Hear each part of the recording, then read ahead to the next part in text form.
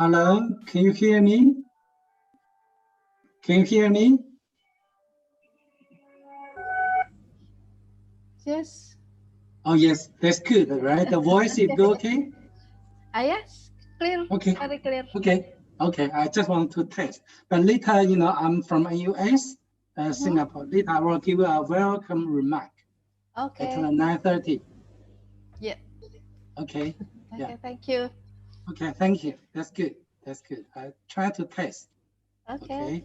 Thank you. Thank you. So. Yeah. Hey, hello, Professor Herman. Yeah. Yeah. Okay, nice to meet you. From Singapore. Yeah. Yeah. Okay. Thank you soon for your attendance. Oh yeah, I should. But due to the COVID-19, actually we should have the physical meeting, the physical conference. But due to the COVID-19, pandemic, so we should have this remote conference. Okay. I just want to test. Right. Yeah. Okay. Yeah. Okay. Thank you. Yeah. Thank you.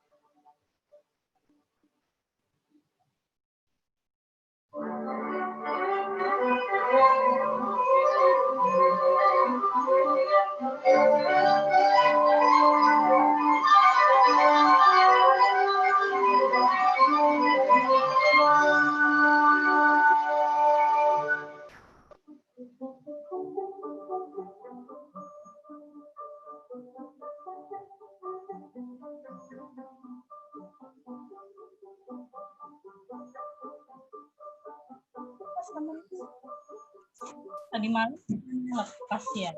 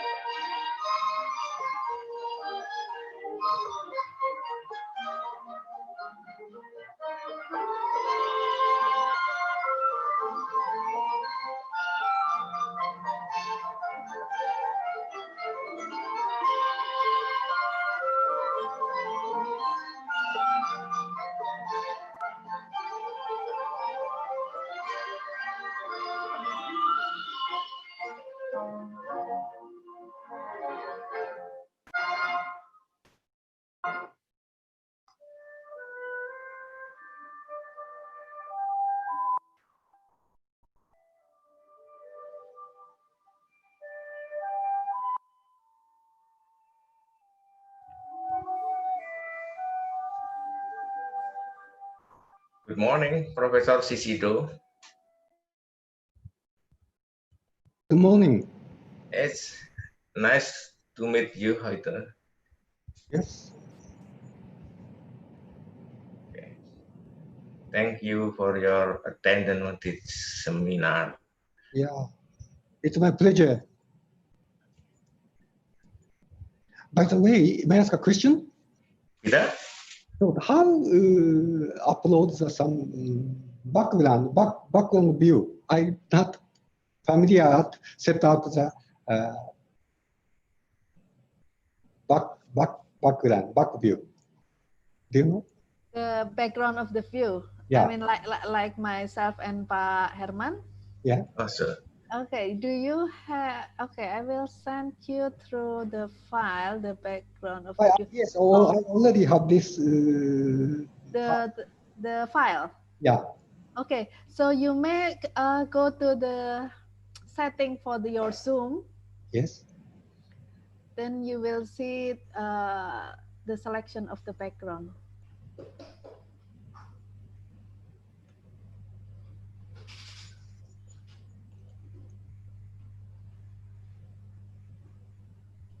Can you find it? So, Pagi Pak Herman. yes. Ya, selamat pagi Bu Erlina. Have you find it, Sensei? So I cannot do. Okay, maybe is there anybody from the committee to help Sensei?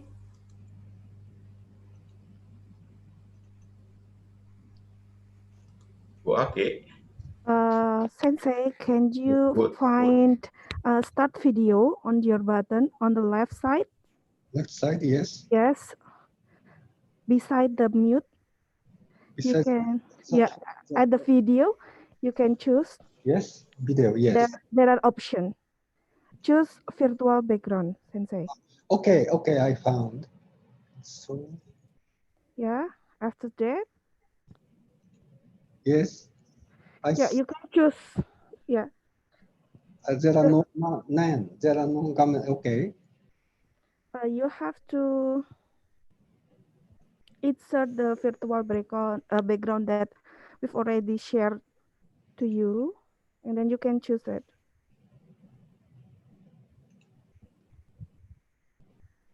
Yes, I try. I'm trying now. Okay.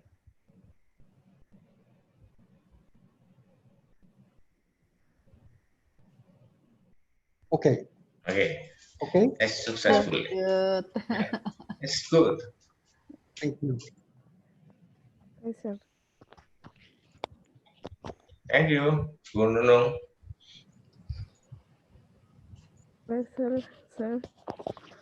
Test. Can you hear my voice clearly? Yes. Okay. I'm going to start this conference, okay? Ladies and gentlemen, here I am Jihan, and myself, Jessica. as the master of ceremony, will guide you in this conference. But before starting our agenda, let me explain the agenda schedule of this conference. The first agenda is opening ceremony that will start at 9 until 9:30 a.m. And then the second agenda is welcome speech that will be start at 9:30 until 9:45 a.m. The first welcome speech will be delivered by Tilak Committee representative, and second welcome speech will be delivered by Tilak 2020 chair. And the last welcome speech and opening will be delivered by Rector of Universitas Internasional Semen Indonesia. Next agenda is speech from keynote speakers that will start at 9:50 until 10:20 a.m. And the fifth agenda is panel session that will start at 10:20 until 12. And seventh agenda is the first breakout session that will start at 1:30 p.m. And afterwards is take a break for several minutes. And the last agenda is second breakout session that will start at 3:30 and will be delivered at 5:10 p.m. All blessed audiences, as the first agenda of today's event, let us sing together the Indonesian national anthem.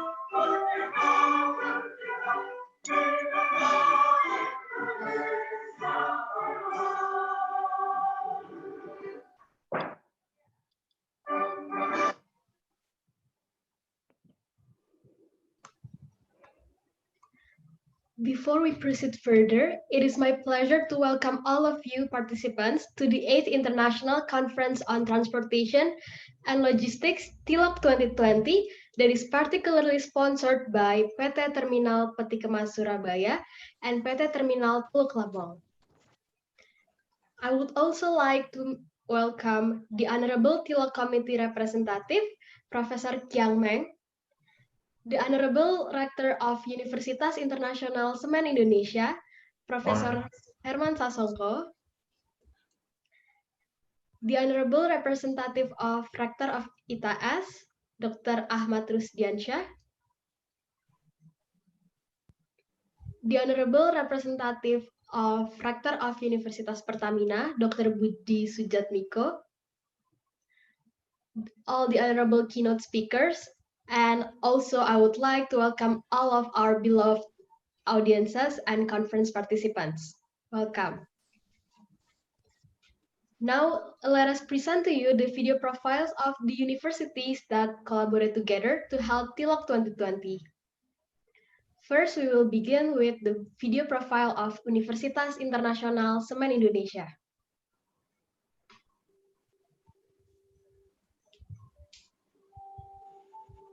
I thought college was study in a big class, a lot of assignments and exams, great stack of books in library. When I'm in, I realize being a college student is interacting with others and growing together. College is seeing firsthand and learns from the best. Yes, there's a class, assignments and exams, stack of books, but the most important is experiencing. Sharpen accomplishment sportively, contributing ourselves to innovative research, achieving sportsmanship achievements, and inspiration for our country. Aston sebelah mana sih? It's hard work, but it's plans, crafting the excellence.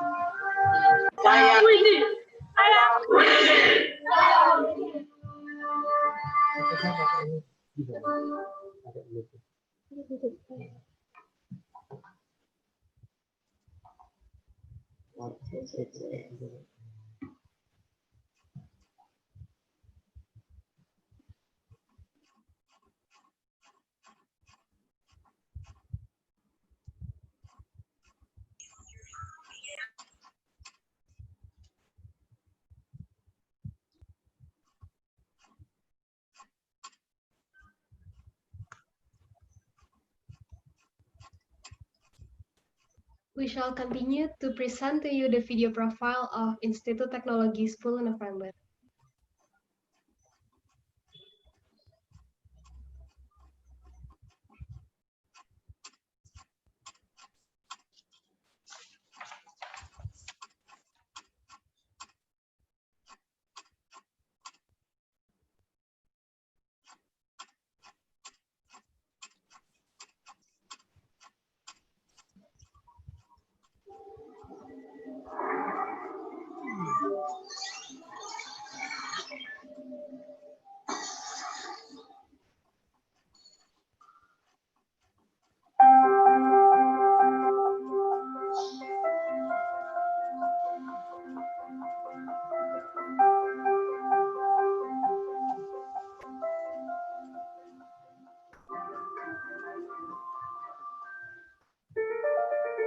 One of the pioneers of education in Surabaya is the Institute of Technology Sebeluna Pemba, better known as ITS.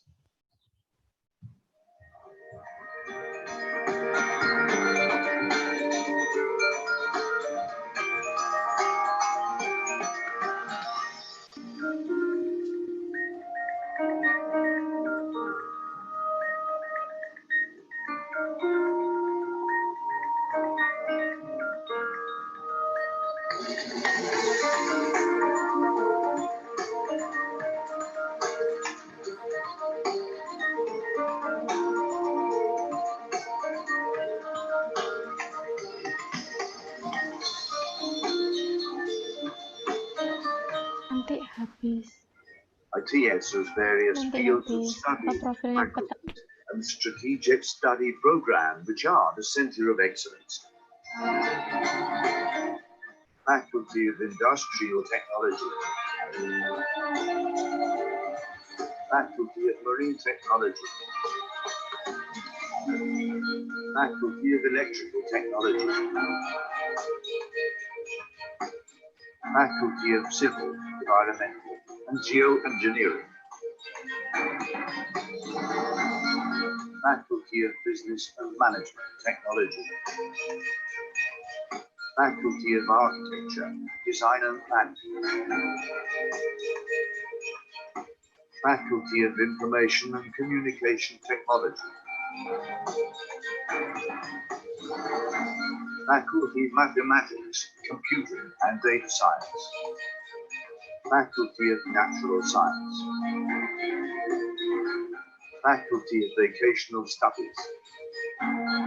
Study program at ITS consists of vocational program, bachelor program, master program, and doctoral program.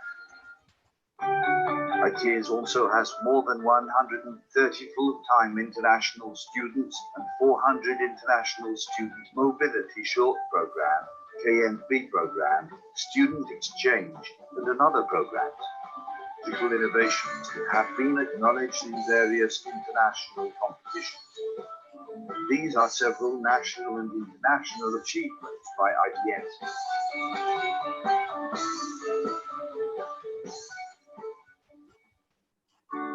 ITS Central Library is in a 6-story building with total building area 9,000 meters square.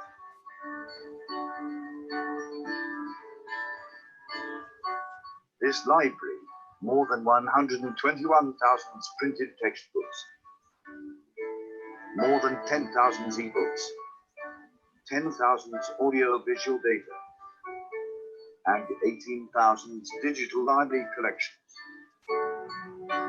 Besides providing students with the books, the library also provides students with comfort study area, like discussion area, hotspot cafe,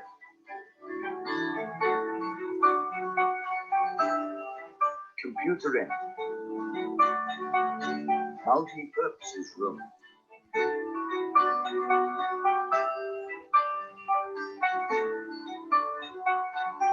and Indonesia Development Information Services, which connect to the World Bank database.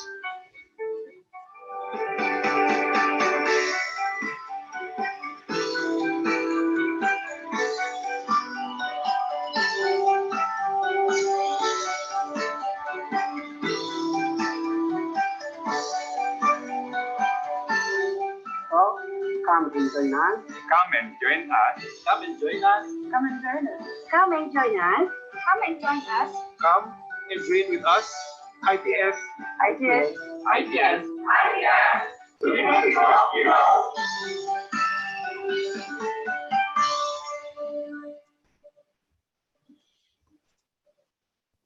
Last but not least, here is the video profile of Universitas Pertamina.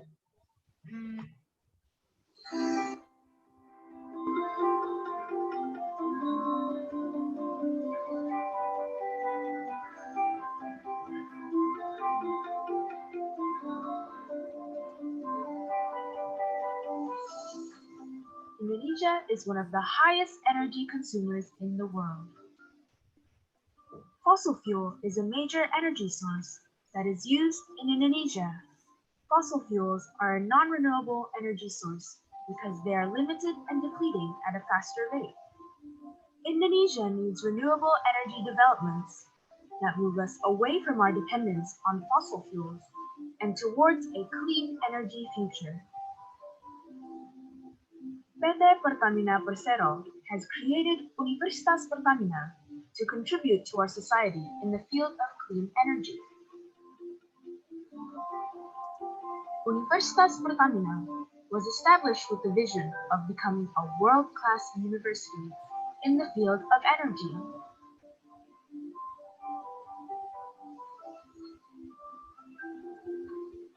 The students of Universitas Pertamina are those of high potential from 34 provinces of Indonesia. They are ready to learn for a better future. The lecturers of Universitas Pertamina are experts who are competent and credible. They are some of the best graduates of Indonesia and abroad. We are also supported by high-quality human resources, including librarians, educational staff, and technicians. To support teaching and learning activities, we provide our campus with the best facilities, such as a library, an e-library,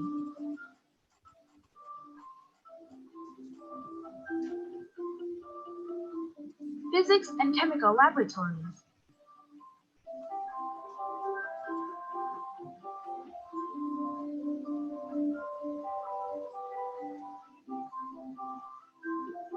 and communication laboratories.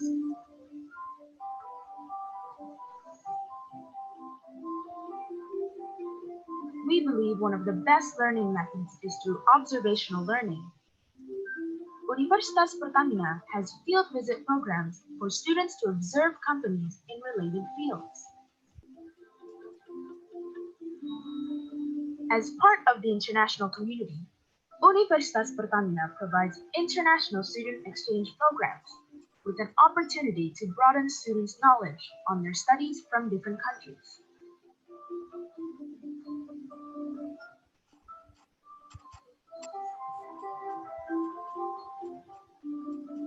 Universitas Pertamina conducts partnership programs with several industries in order to realize the vision of becoming a world-class university.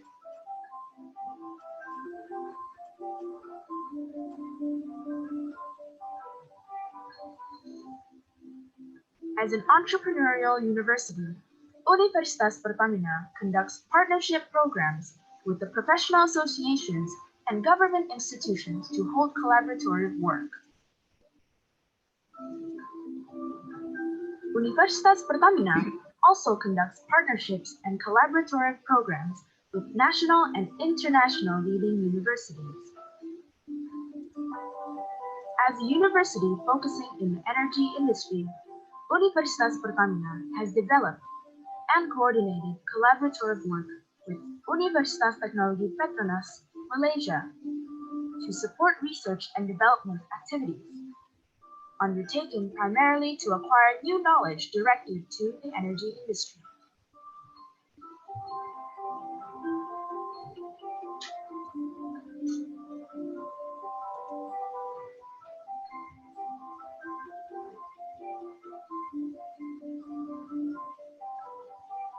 We have been working on our vision to build the excellence of graduates who have an international standard of quality, who are ready for global competition with good knowledge, skill, and integrity.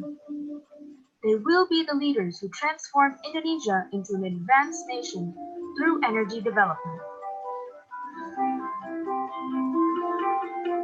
Universitas Pertamina, the global leaders.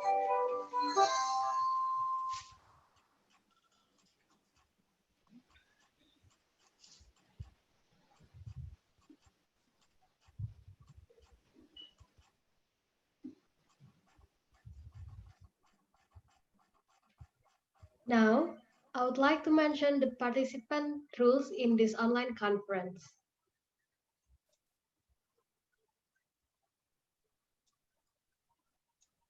During this event, participants' microphone will be muted by the host.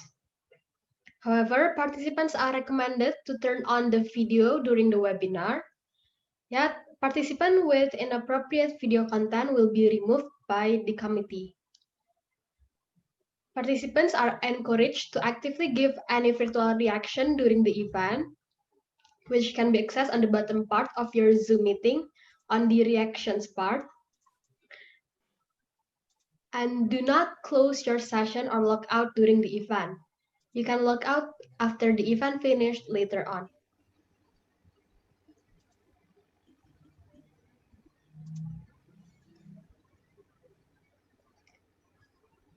All right, the next agenda is a welcoming speech from TILAK Committee representative, Professor Kiang Meng. This, okay.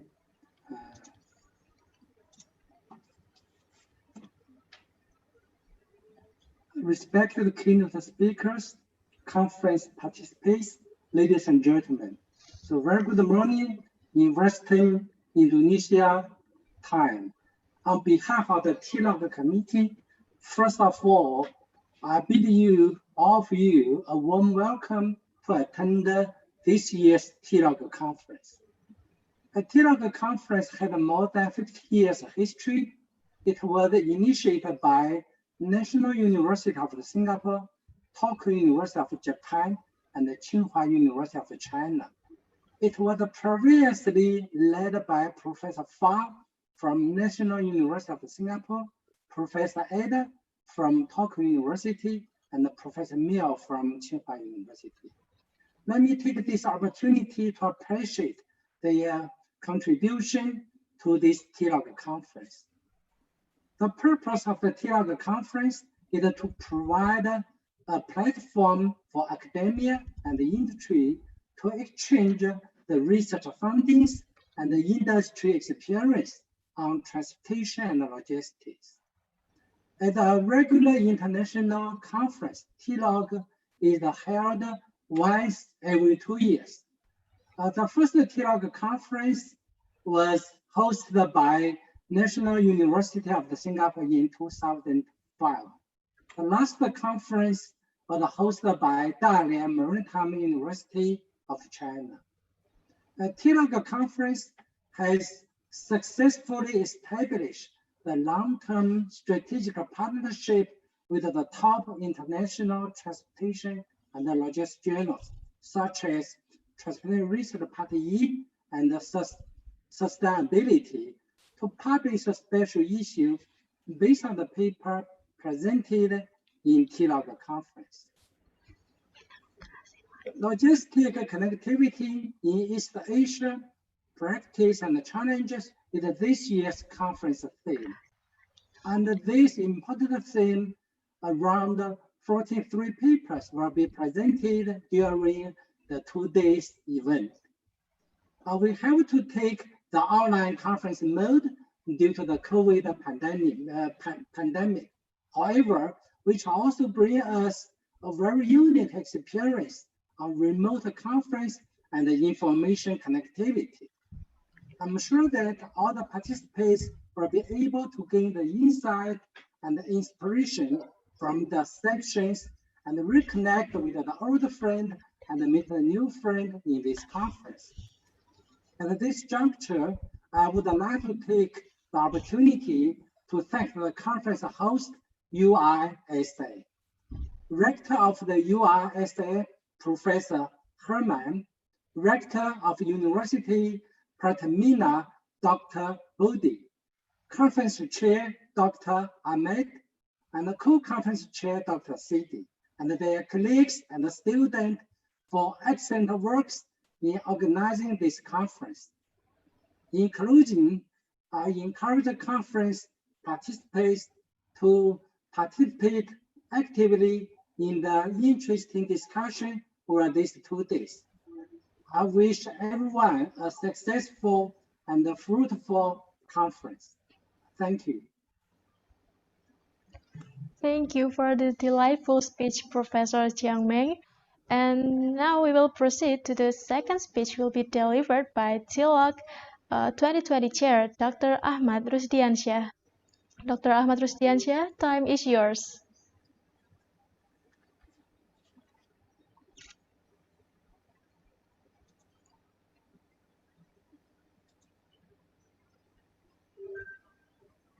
Excuse me, Dr. Ahmad Rusdiansyah. Yeah. The Honorable Director of Universitas Internasional Semen Indonesia, Professor Herman Sasongko, the Vice Rector of Universitas Pertamina, Dr. Budi Sucipto, the Honorable the TILAK Committee, the keynote speaker and the panel speakers, and the invited guests from several industries in Indonesia, and all, of course, the participants of the TLOC conference. Very good morning to all of you. It is a great honor for me to welcome all participants in the 8th TLOC International Conference 2020. I hope everyone are in a good and healthy condition amid this pandemic situation. The current COVID-19 pandemic has been with us for many months, and it is becoming clear that this pandemic will likely to stay for a while, at least until an effective vaccine can be delivered. This year, TLOC International Conference is very special because it is the first time to be held online due to this condition. TLOC is a regular conference conducted by TLOC Network. The first TLOC conference was held in 2005 in Singapore. Since that, the conference is held every 2 years in several countries, in Japan, Korea, Thailand, Taiwan, and China. This year is the first time for Indonesia to hold this conference. The Universitas Internasional Semen Indonesia, Institut Teknologi 10 November ITS, and Universitas Pertamina are very honored to host the TLOC International Conference 2020. The theme of this year's conference is Logistic Connectivity in East Asia, Practices and Challenges. Under this theme, we will explore various theories and methods related to the creation and innovation in infrastructure design, multimodal transportation, synchronization, technology, information technology, and management concerning logistic connectivity in Asia. We'll also discuss the approach to collect, process, and manage the use of any information efficiently and effectively. Thus, the result will be able to improve East Asia logistic and transportation competitiveness and value facing the global challenges in transportation and logistic issues. The committee has received over 80 submissions from Indonesia, Japan, Sri Lanka, Pakistan, Singapore, China, Taiwan, India, and Korea. After blind review processes, we select 43 papers and scheduled to be presented and discussed during this conference. The selected paper will be considered to be published in journal Transportation Research Part E and also Maritime Business Review. In this conference, we also invite more than 100 non-presenting participants from industries and universities. For their generosity to share their valuable knowledge and experience, I would like to thank the keynote speaker, Mr. Yuki Nugrahawan Hanafi, and the panel speakers, Professor Agus Taufik Mulyono, Mr. Prastyadi, Dr. Ming Yao Ki, Dr. Ong Chin Ping Raymond, and Dr. Tatsuyuki. Of course, we also thank the TLOC Network Committee, Director of UC, Director of ITS, and Director of Universitas Pertamina for their support. We also send our gratitude for the review board member who have maintained the rules for ensuring the quality of accepted papers. We also appreciate PT Terminal Peti Kemas Surabaya and PT Terminal Teluk Lamong, which has supported this conference. Finally, we wish you have an enjoyable and unforgettable time during this conference. Thank you.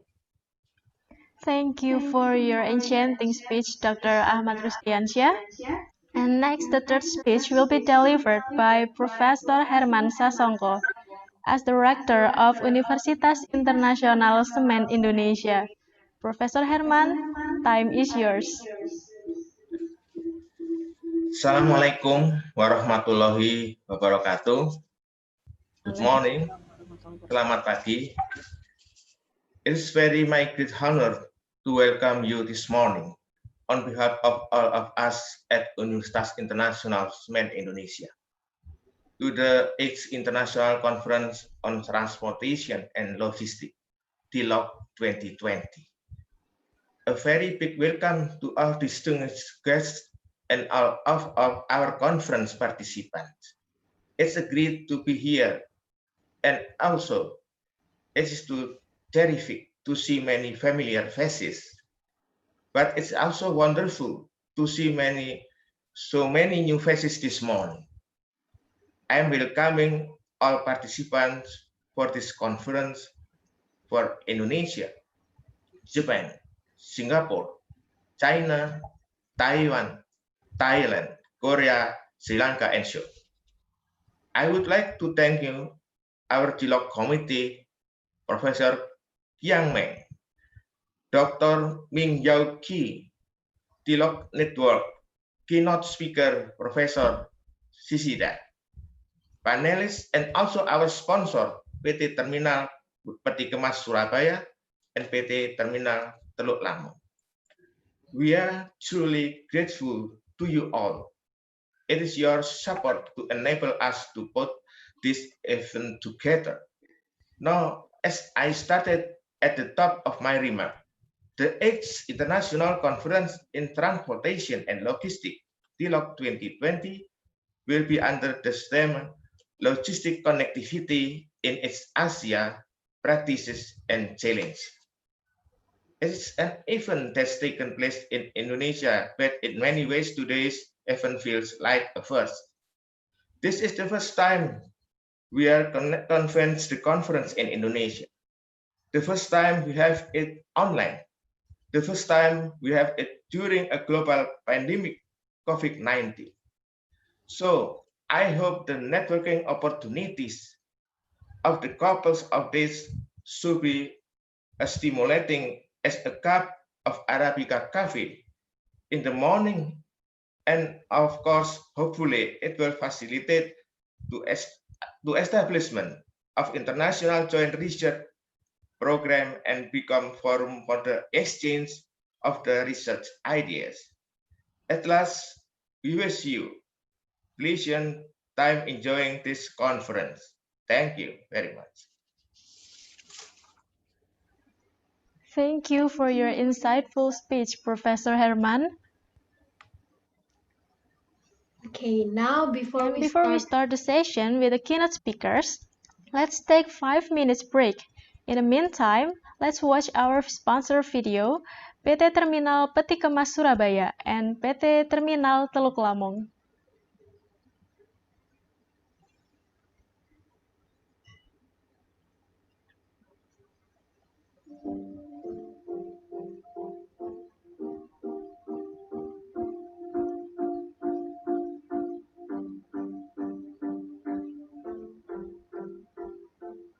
TPS is a key player in facilitating world trade.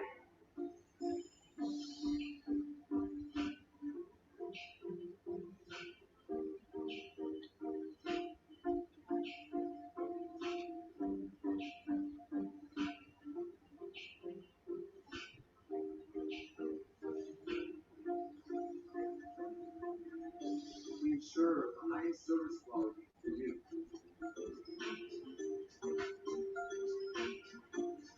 We serve as a gateway for world economic trade. We are ready to provide service excellence.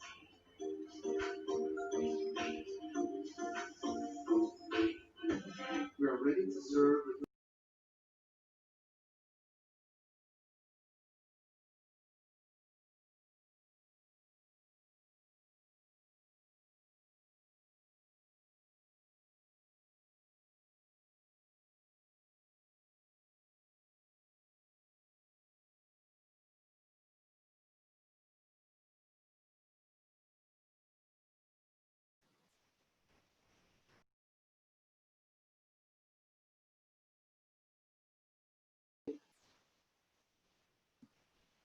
obtained the 2018 Public Service Award from the Indonesian Ministry of Transportation. Consistent service quality enabled us to win the SME Award in 2018.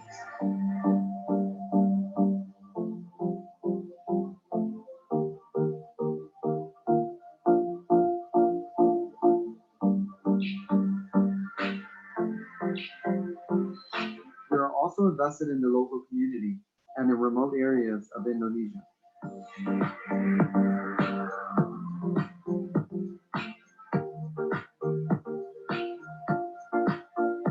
We we support the spirit of the affected community.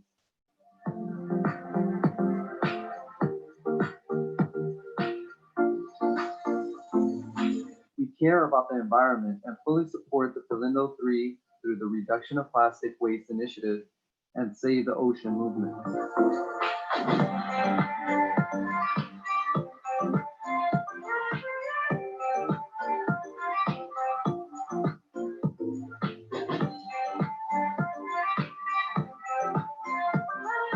TPS, reliable terminal with service excellence.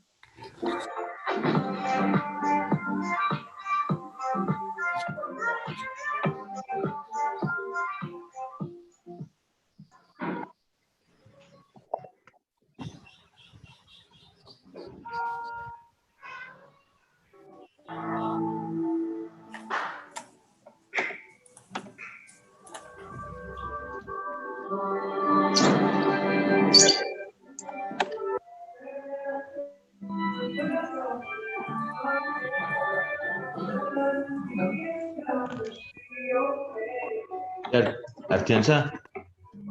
Ardiansa.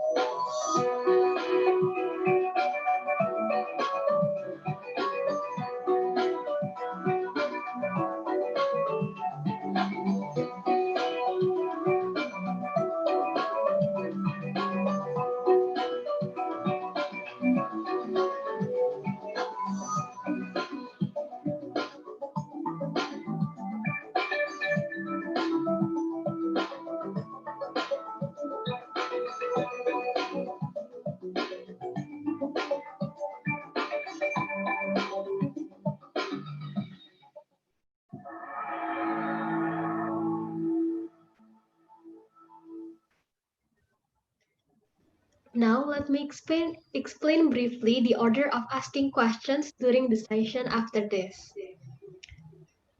On the Q&A session, the participants who ask questions can click raise hand and we will later call out to you. You can also post the question on the Zoom chat after the presenter finished the presentation. For public participants, questions will be addressed during the public comments periods per schedule. After this, we are going to speech from keynote speaker, Mr. Yuki Nugrahawan Hanafi. Beforehand, let me introduce you to the moderator who will lead the keynote speaker and panel session, Dr. Ervina Ahyudanari. Dr. Ervina Ahyudanari is an associate professor with 25 years of experience working in civil engineering in Institut Teknologi 10 November. Dr. Ervina specializes in air transportation and airport engineering and is responsible for educating both undergraduate and postgraduate students. Dr. Ervina had her Master of Engineering from University of New South Wales, Australia, and whole PhD from University Teknologi Petronas, Malaysia. Dr. Ervina research interests mostly in air transportation area and conducted projects related to warehouse location in East Java. Please welcome our moderator, Dr. Ervina Ahyudanari. Yes, thank you, Jihan.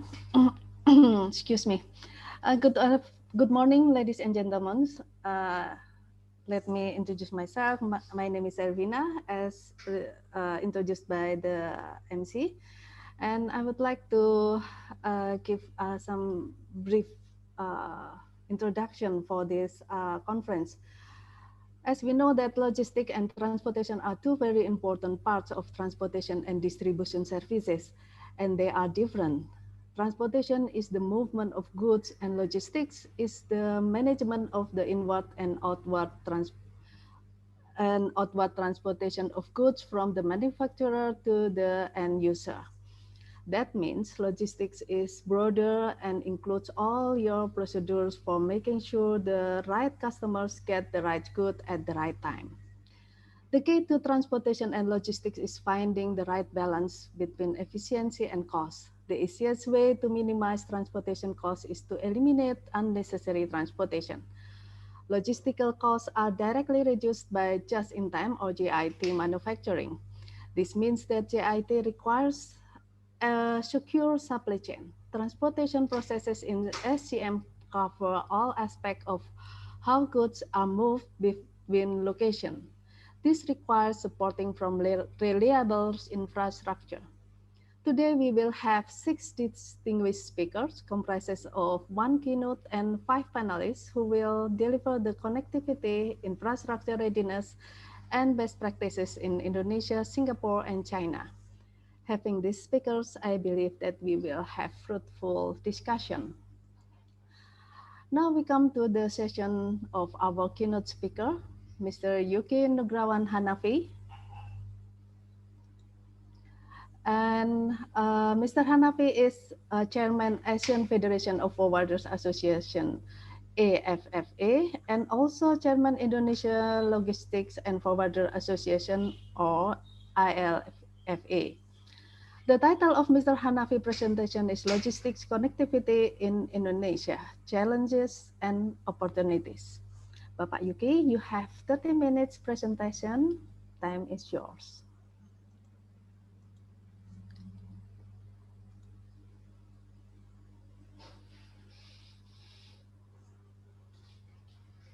Very good morning. Thank you to moderator, Bu Ervina, right? Ya. Nah, Ya, Pak Yuki. Selamat pagi, apa kabar? Pagi, baik Pak. Ada salam dari Pak Ali Berawi. Iya, sama-sama. Salam hormat. Okay, very good morning, distinguished guests, ladies and gentlemen, rectors, deans, all the speakers. I saw all my friend here, Pak Prastiadi. Selamat pagi, Pak Pras. And also, I would like to thank you to WISI, of course, as sponsors for this today conference. So I would like to start before my presentation, just want to say thank you for this opportunity as a chairman of ASEAN Federation of Forwarder Association and also the Indonesia Logistic and Forwarder Association. This is a very good opportunity to us to learn, because I always believe that university, industry, and government should be working together, right? Especially during this time, it's not easy for everybody, right? COVID is already about 6 months. So let me start with the video. Actually, I start from the ASEAN and come to Indonesia. At the end is about the COVID situation, about regarding the industry. So can we start with the video, please?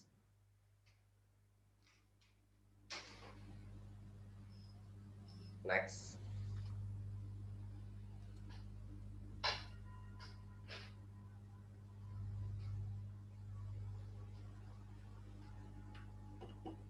Oh, some technical matters.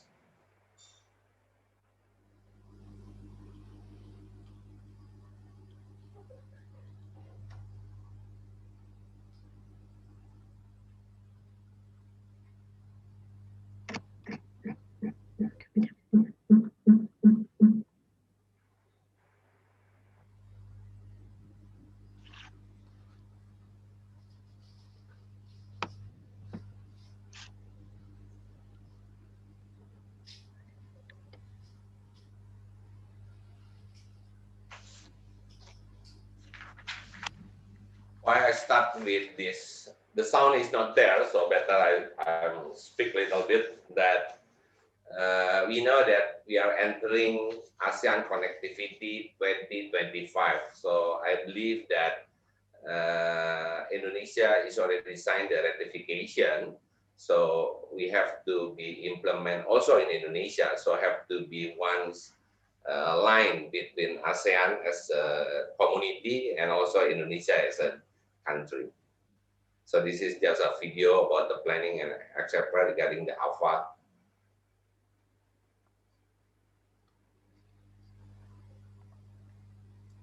Because I believe this is not about movement of good, but also is movement of people and also money.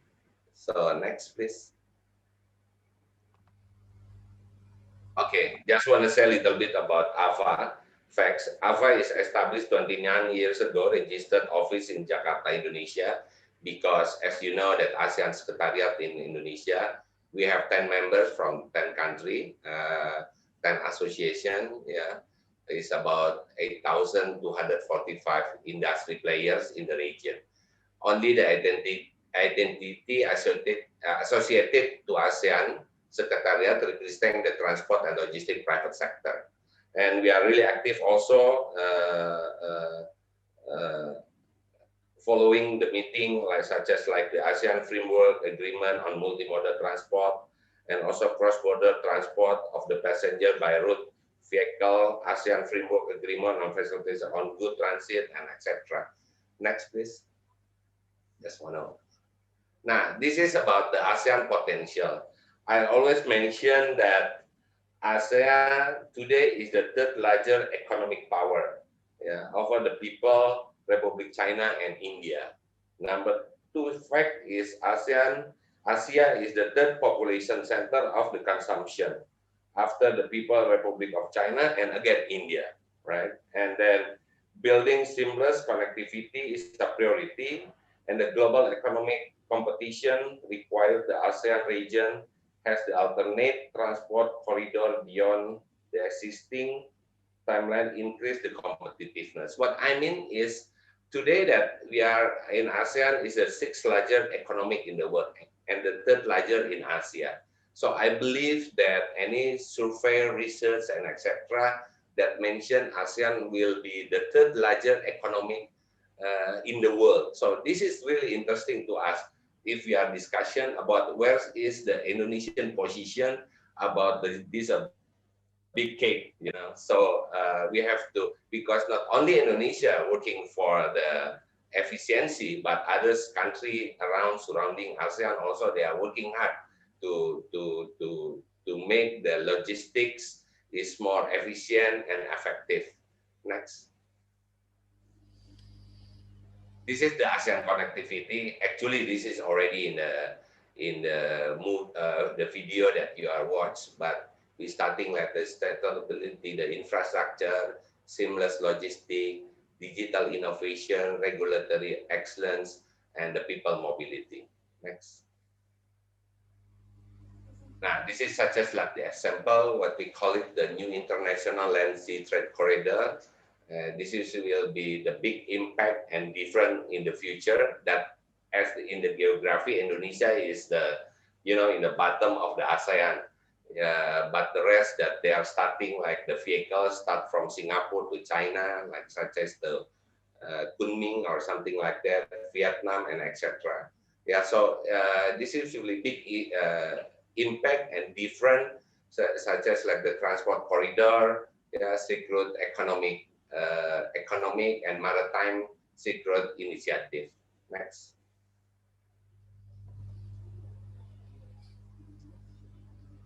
I think I still have a slide. Yeah. So this is another video. Just want to figure about the numbers in the ASEAN, please.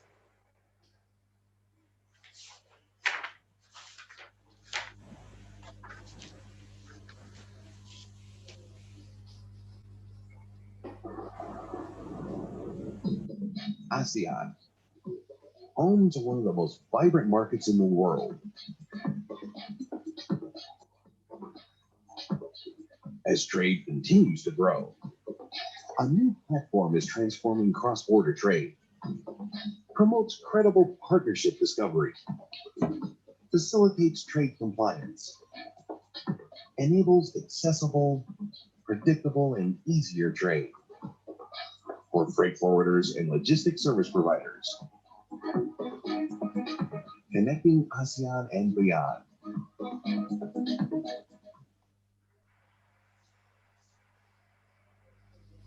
Okay, next. Yeah, so there is some issue about the technical matters again. This is about the Indonesia Beyond Connectivity, Indonesia Transport System. And actually we are in ALFI or ILVA, we are starting to campaign about this because in the first place, I mentioned to all of you about the ASEAN connectivity. Yeah. So once again, we start with the people. We're talking about the development of the transportation system, yeah, and also the logistic, economic prosperity, and the sustainability of the development itself. Next.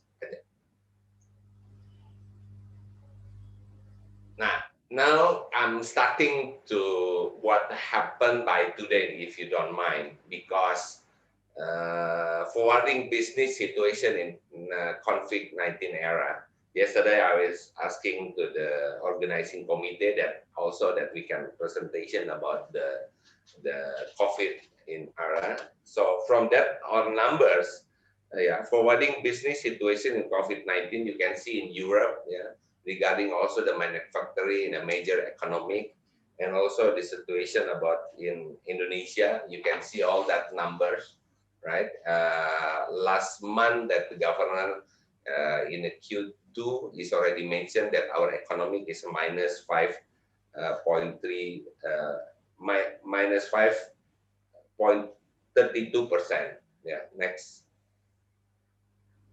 Yeah. So, and if you look at this presentation, you can see that logistic or transportation and the warehouse is the lowest number that we get the impact number about the minus, because as we know that logistic and transportation is impact to all activity. I mean in Indonesia, you can see from the rail transport, land transport, sea transport, and the big impact is especially for the air freight. I heard that for the domestic will be rebound around 2022, and for the international is 2024. Sea freight is much better situation, and regarding the Indonesia situation, we are the island country that's also can still support. Next, so you can see all these numbers. Right, it's not easy for us. The Indonesian policy in COVID area, they are really support about the and we are lucky compared to Malaysia because we can still operation with the SOP of the healthy procedure. Next. This is the surviving harder struggling sector in COVID-19 era. I always said that everybody was mentioned about the new normal situation, but I would like to say that this is new opportunity because until now that we are not still back to the normal. So what we can say that the new normal. So I just want to say that this is about the new opportunity to us. You can see that from the surviving other struggling sectors, commodity managed like industrial raw material, manufacture, handicraft, etc., industrial product, primary basic needs, food, drink, medicine, etc., import, and this is all the explanation about. I don't want to go by one by one, but you can see that the new logistic activity can still survive, right?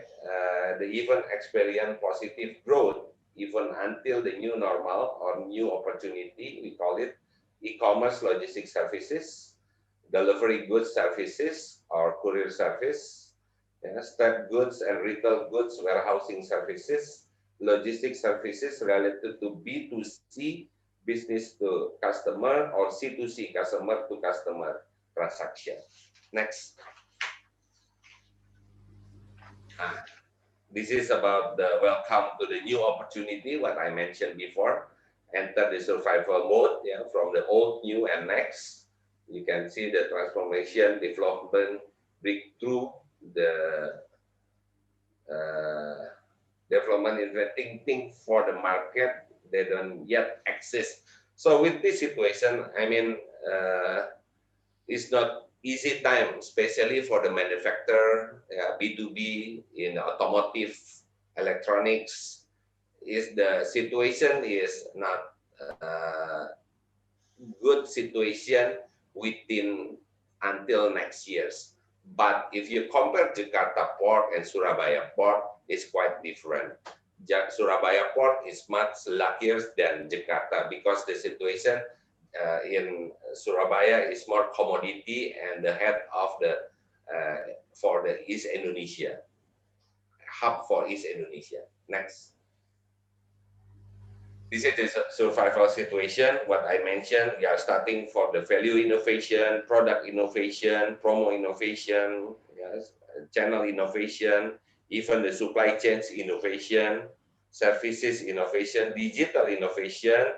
As we know that last June, 5th of June, government was launching about the logistic, what they call it, NLA, National Logistic Ecosystem. So I believe that NLA can bring, because it's led by the Minister of Finance, Customs, but this can bring everybody can join in the platform. So this is really open platform, and I hope that this can make big difference in the future for Indonesia logistic activity.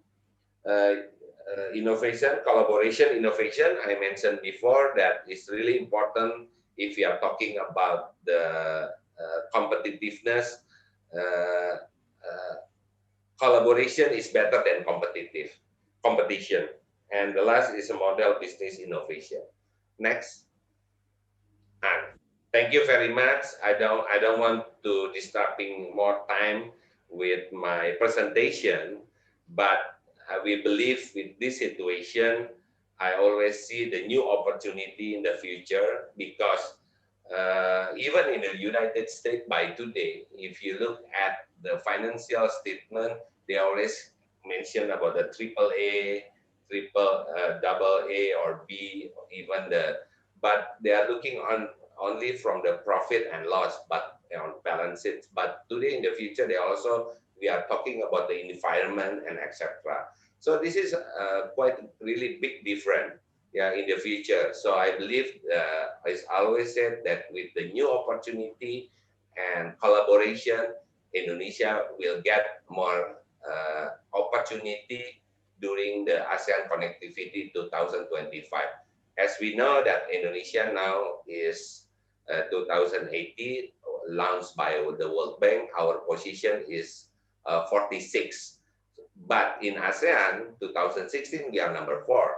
But with 2018, we are number 5, right? So like I mentioned to you all before, that not only Indonesia working for making logistic more efficient and effective with the building the infrastructure, also the information technology, we are entering about the digital, and everybody is working that.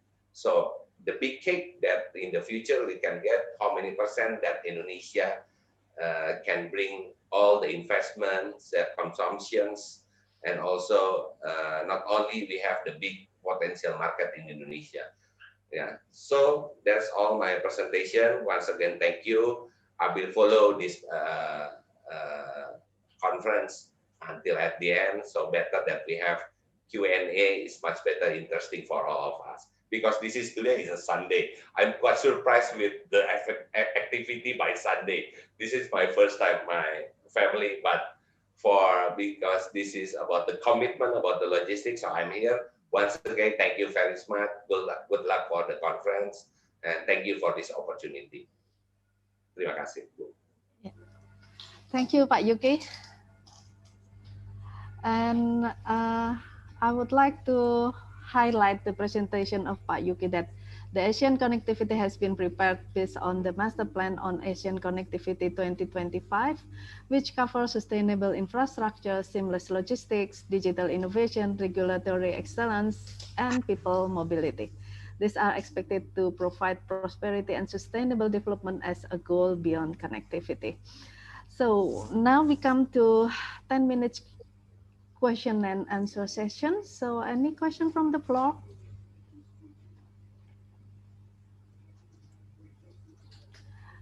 While we waiting for the question from the floor, Pak Yuki, I have a question for you that improving the connectivity is followed the raise of risk on human trafficking and smuggling. How will you address these issues? Yes, like I mentioned in my presentation, you can see that 2025 in ASEAN connectivity, we're not only talking about the goods and also the people, right? And by today, we are facing the biggest problem that ever people knows about the COVID situation. So this is not easy for all of us, right? Because some country before they are talking about the opening the business for the foreigners, right? Capitalism we call it, right? But now many countries they are starting to close, right? So because they are trying to protect regarding the COVID and also the competition of the trade in the world, right? You can see the balance, like I mentioned also to you. So this is not easy, but the most important thing for Indonesia, how big the cake that we can get to Indonesia. With the 270 people in Indonesia, everybody want to come to Indonesia. I believe that. But where is the Indonesian players, right? Because as we know that with 270 million people, our growth or GDP is still based on consumption, right? The second is investment.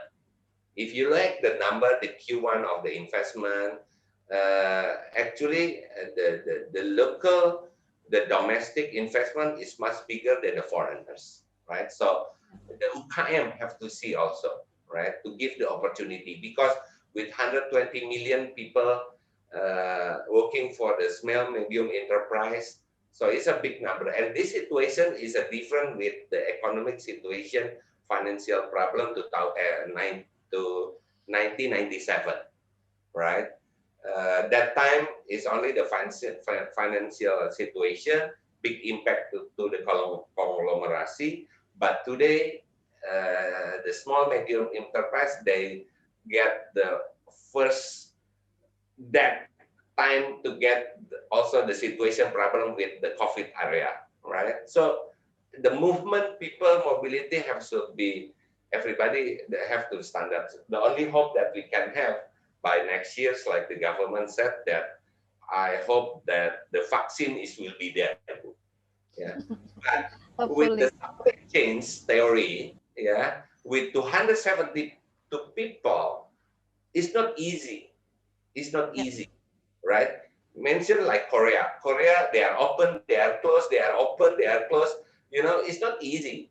Yeah, you know that Korea. Even by today the Singaporean, right? So I mean everybody is getting impact. So I believe that with Indonesia strong also in pertanian, right, and perkebunan, something like that. So I believe that we can standing by ourselves. Yeah. It's not easy, yeah. Yes. Time people was asking me, right? So when you predict COVID situation, is that any can predict for the COVID situation? No, right?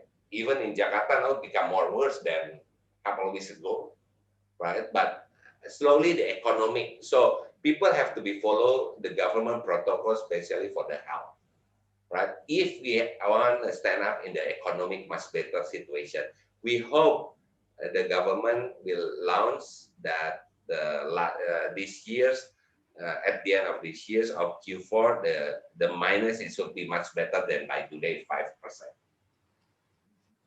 Okay. Thank you, Pak Yuki. We have a question from Mr. Meng Chiang. So please, Mr. Meng Chiang.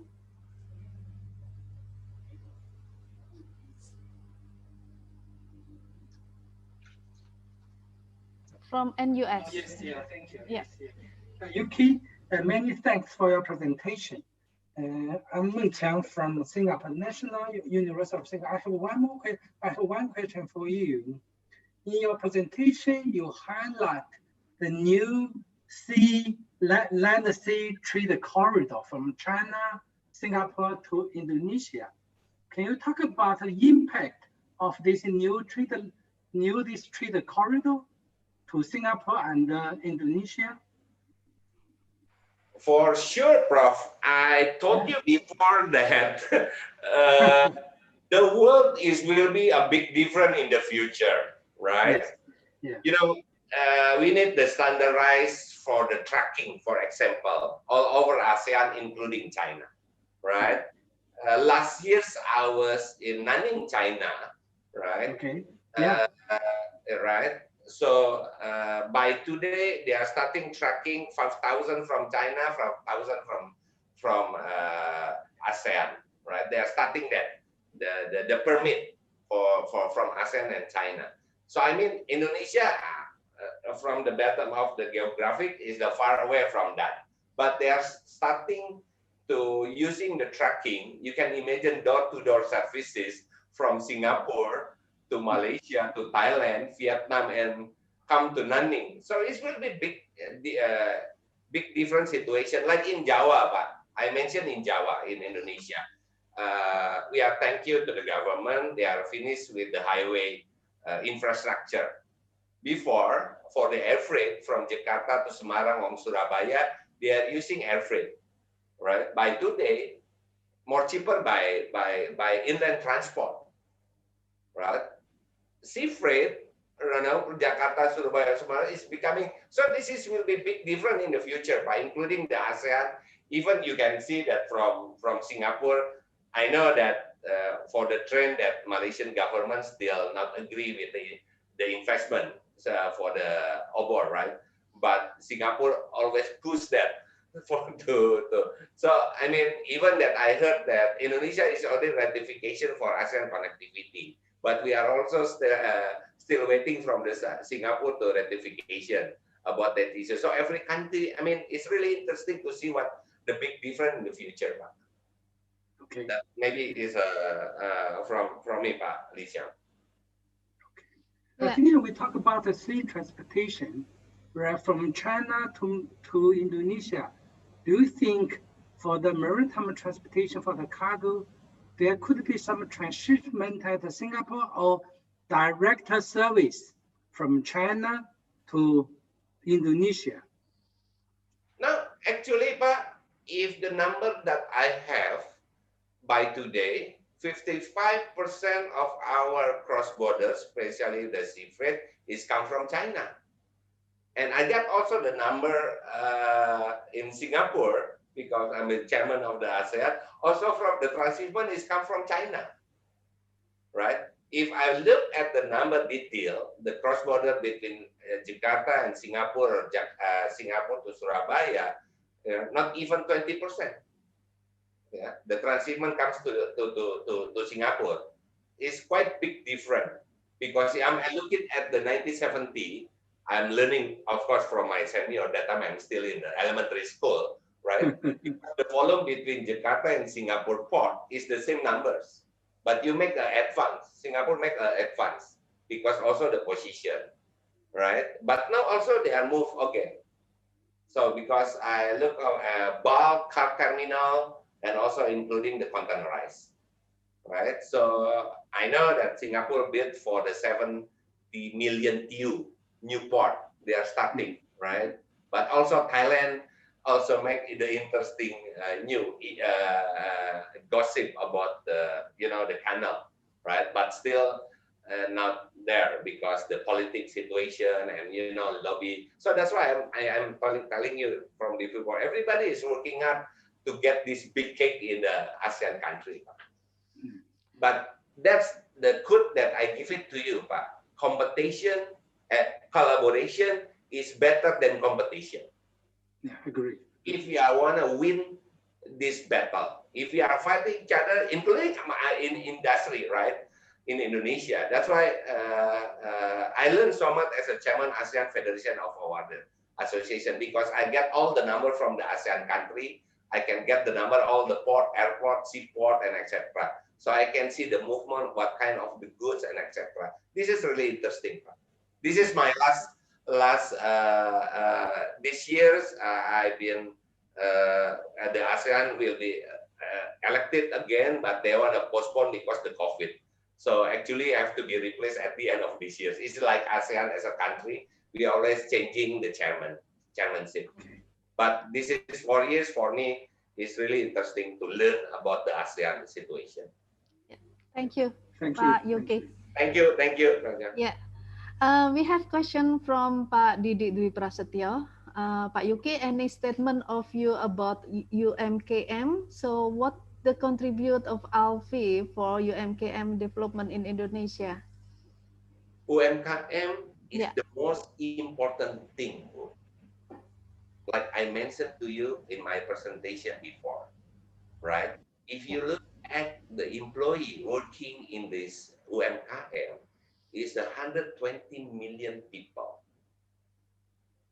right? So members of ALFI, we have 3,412 members around Indonesia in 34 provinces. Yeah.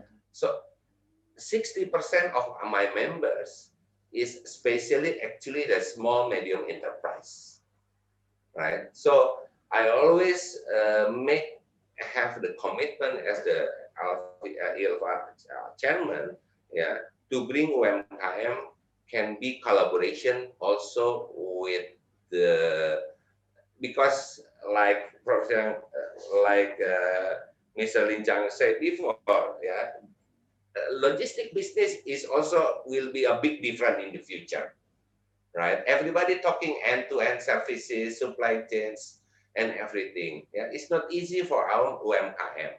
They should merger. They have capacity.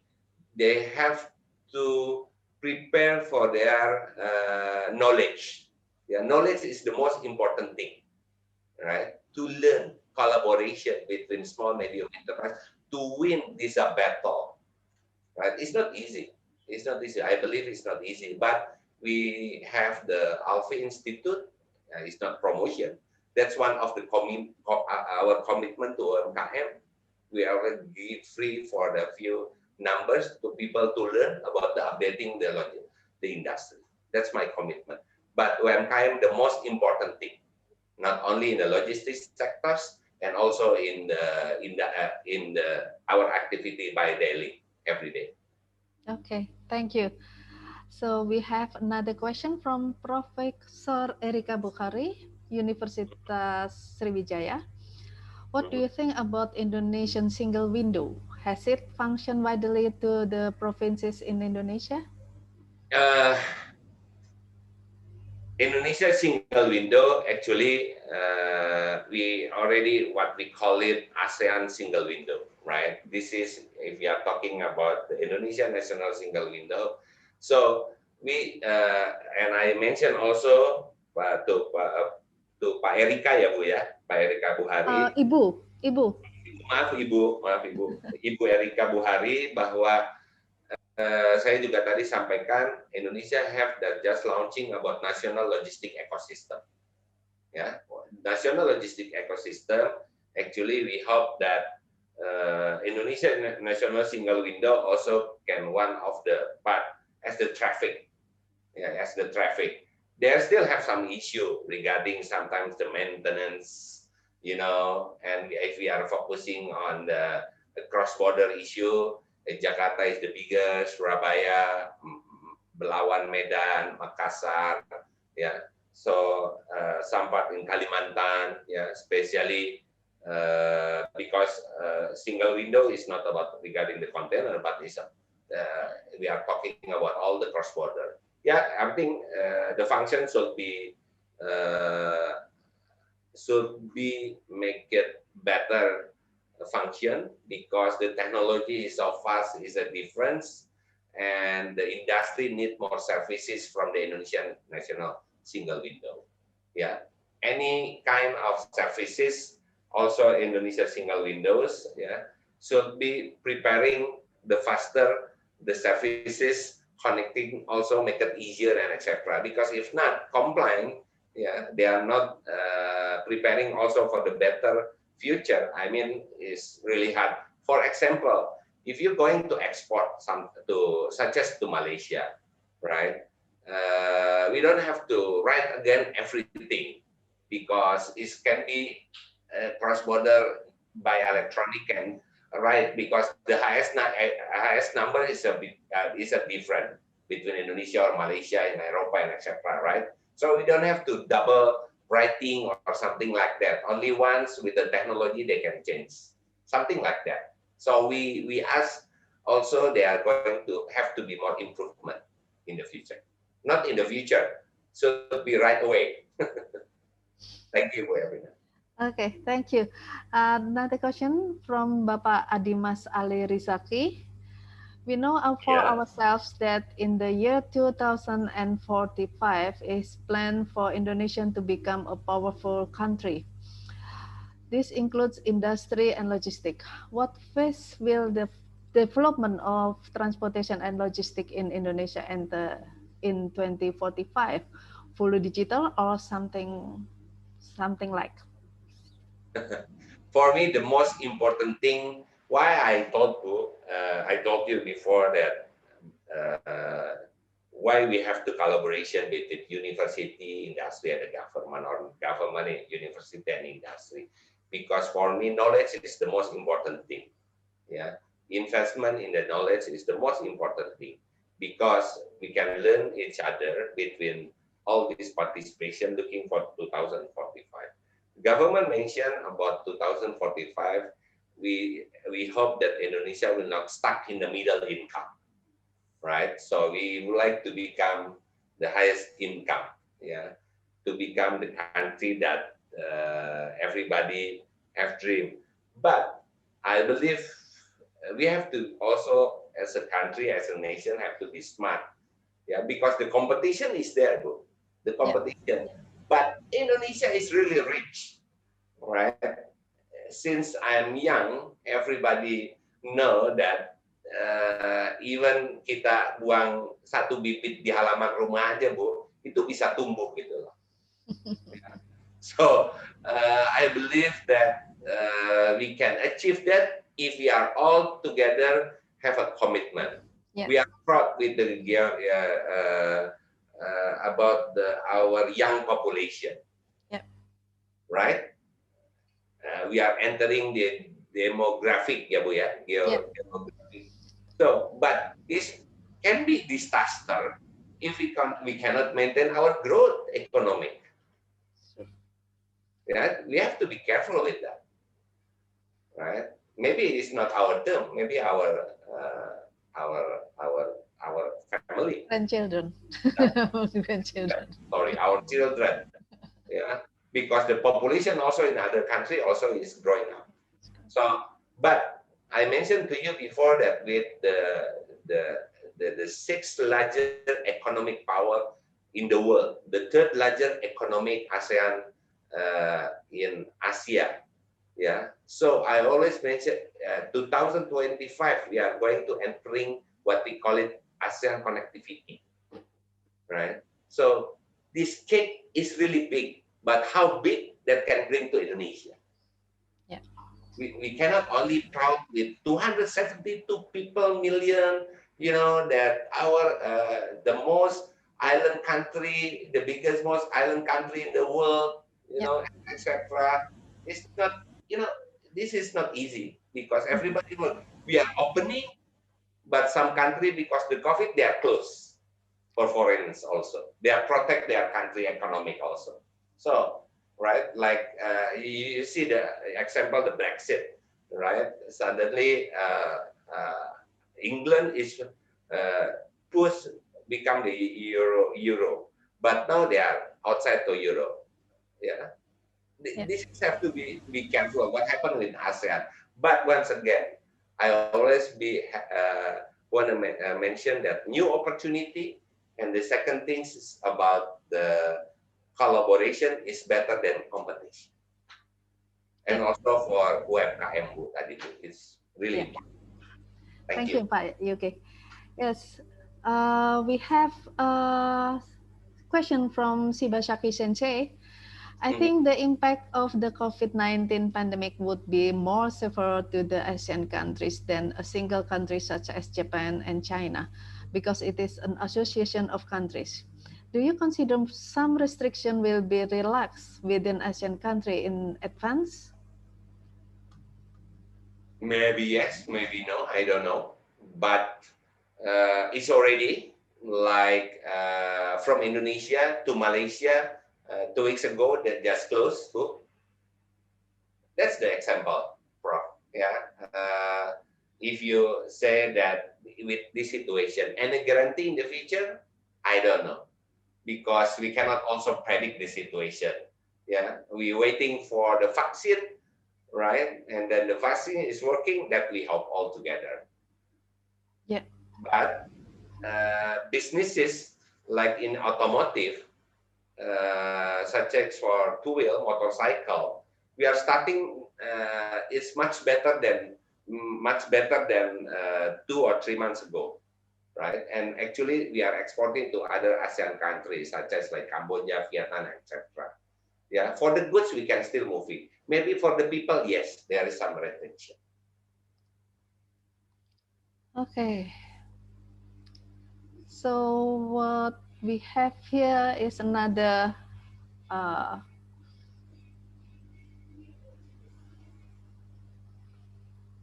additional question for Shibasaki Sensei. Maybe Sensei, would you like to raise your questions?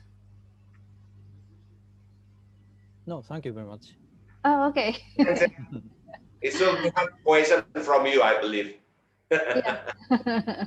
Thank you. Okay. Arigato. So any more question from the floor?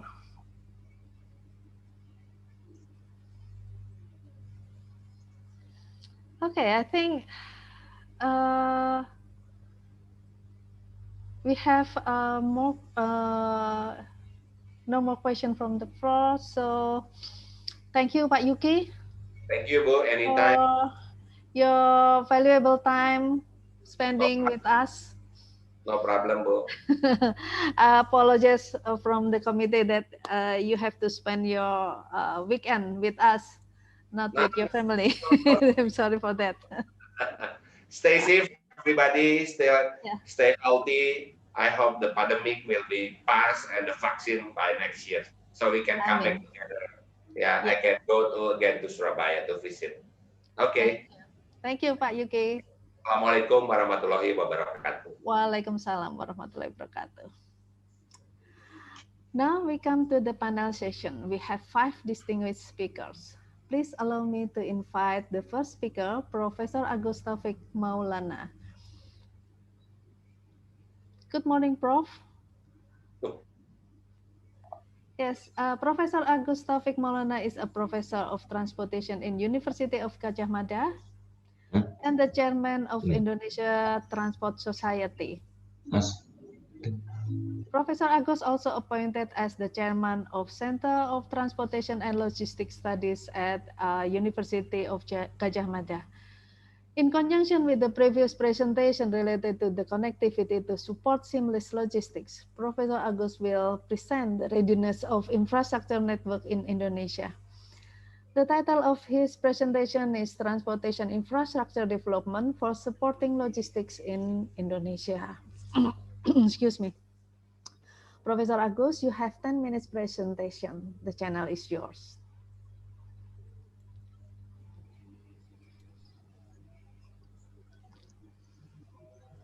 Good morning, Prof. Ya, selamat pagi Ibu Evina, Ibu moderator yang baik. Pertama-tama saya menyampaikan terima kasih, kesempatan ini adalah yang bagus. Tadi saya mendengarkan presentasi dari Pak Yuki, sahabat kami, sama-sama pejuang transportasi. Pak Yuki, selamat pagi Pak Yuki. Presentasinya sangat bagus, mudah-mudahan apa yang saya sampaikan nyambung ya. Dan tentu selamat pagi kepada kawan-kawanku, sahabat semua yang ada di dalam webinar ini. Kalau Pak Yuki tadi menyampaikan bagaimana gambaran umum sistem logistik Indonesia khususnya dan dunia serta ASEAN. Tapi saya mencoba untuk melihat bagaimana sebenarnya infrastruktur itu mendukung logistik Indonesia. Ini menjadi PR kita yang tentu tidak mudah. Ya. Di satu sisi logistik itu harus bermutu, logistik itu harus tepat waktu, ya. Tapi di sisi lain dukungan infrastruktur kita mungkin masih menjadi PR yang cukup bukan memprihatinkan, menjadi tantangan. Ya. Next. Ya.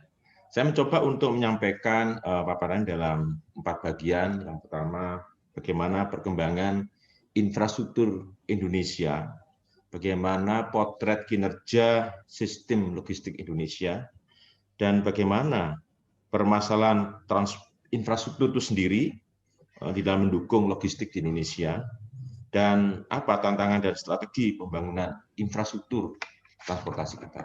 Next.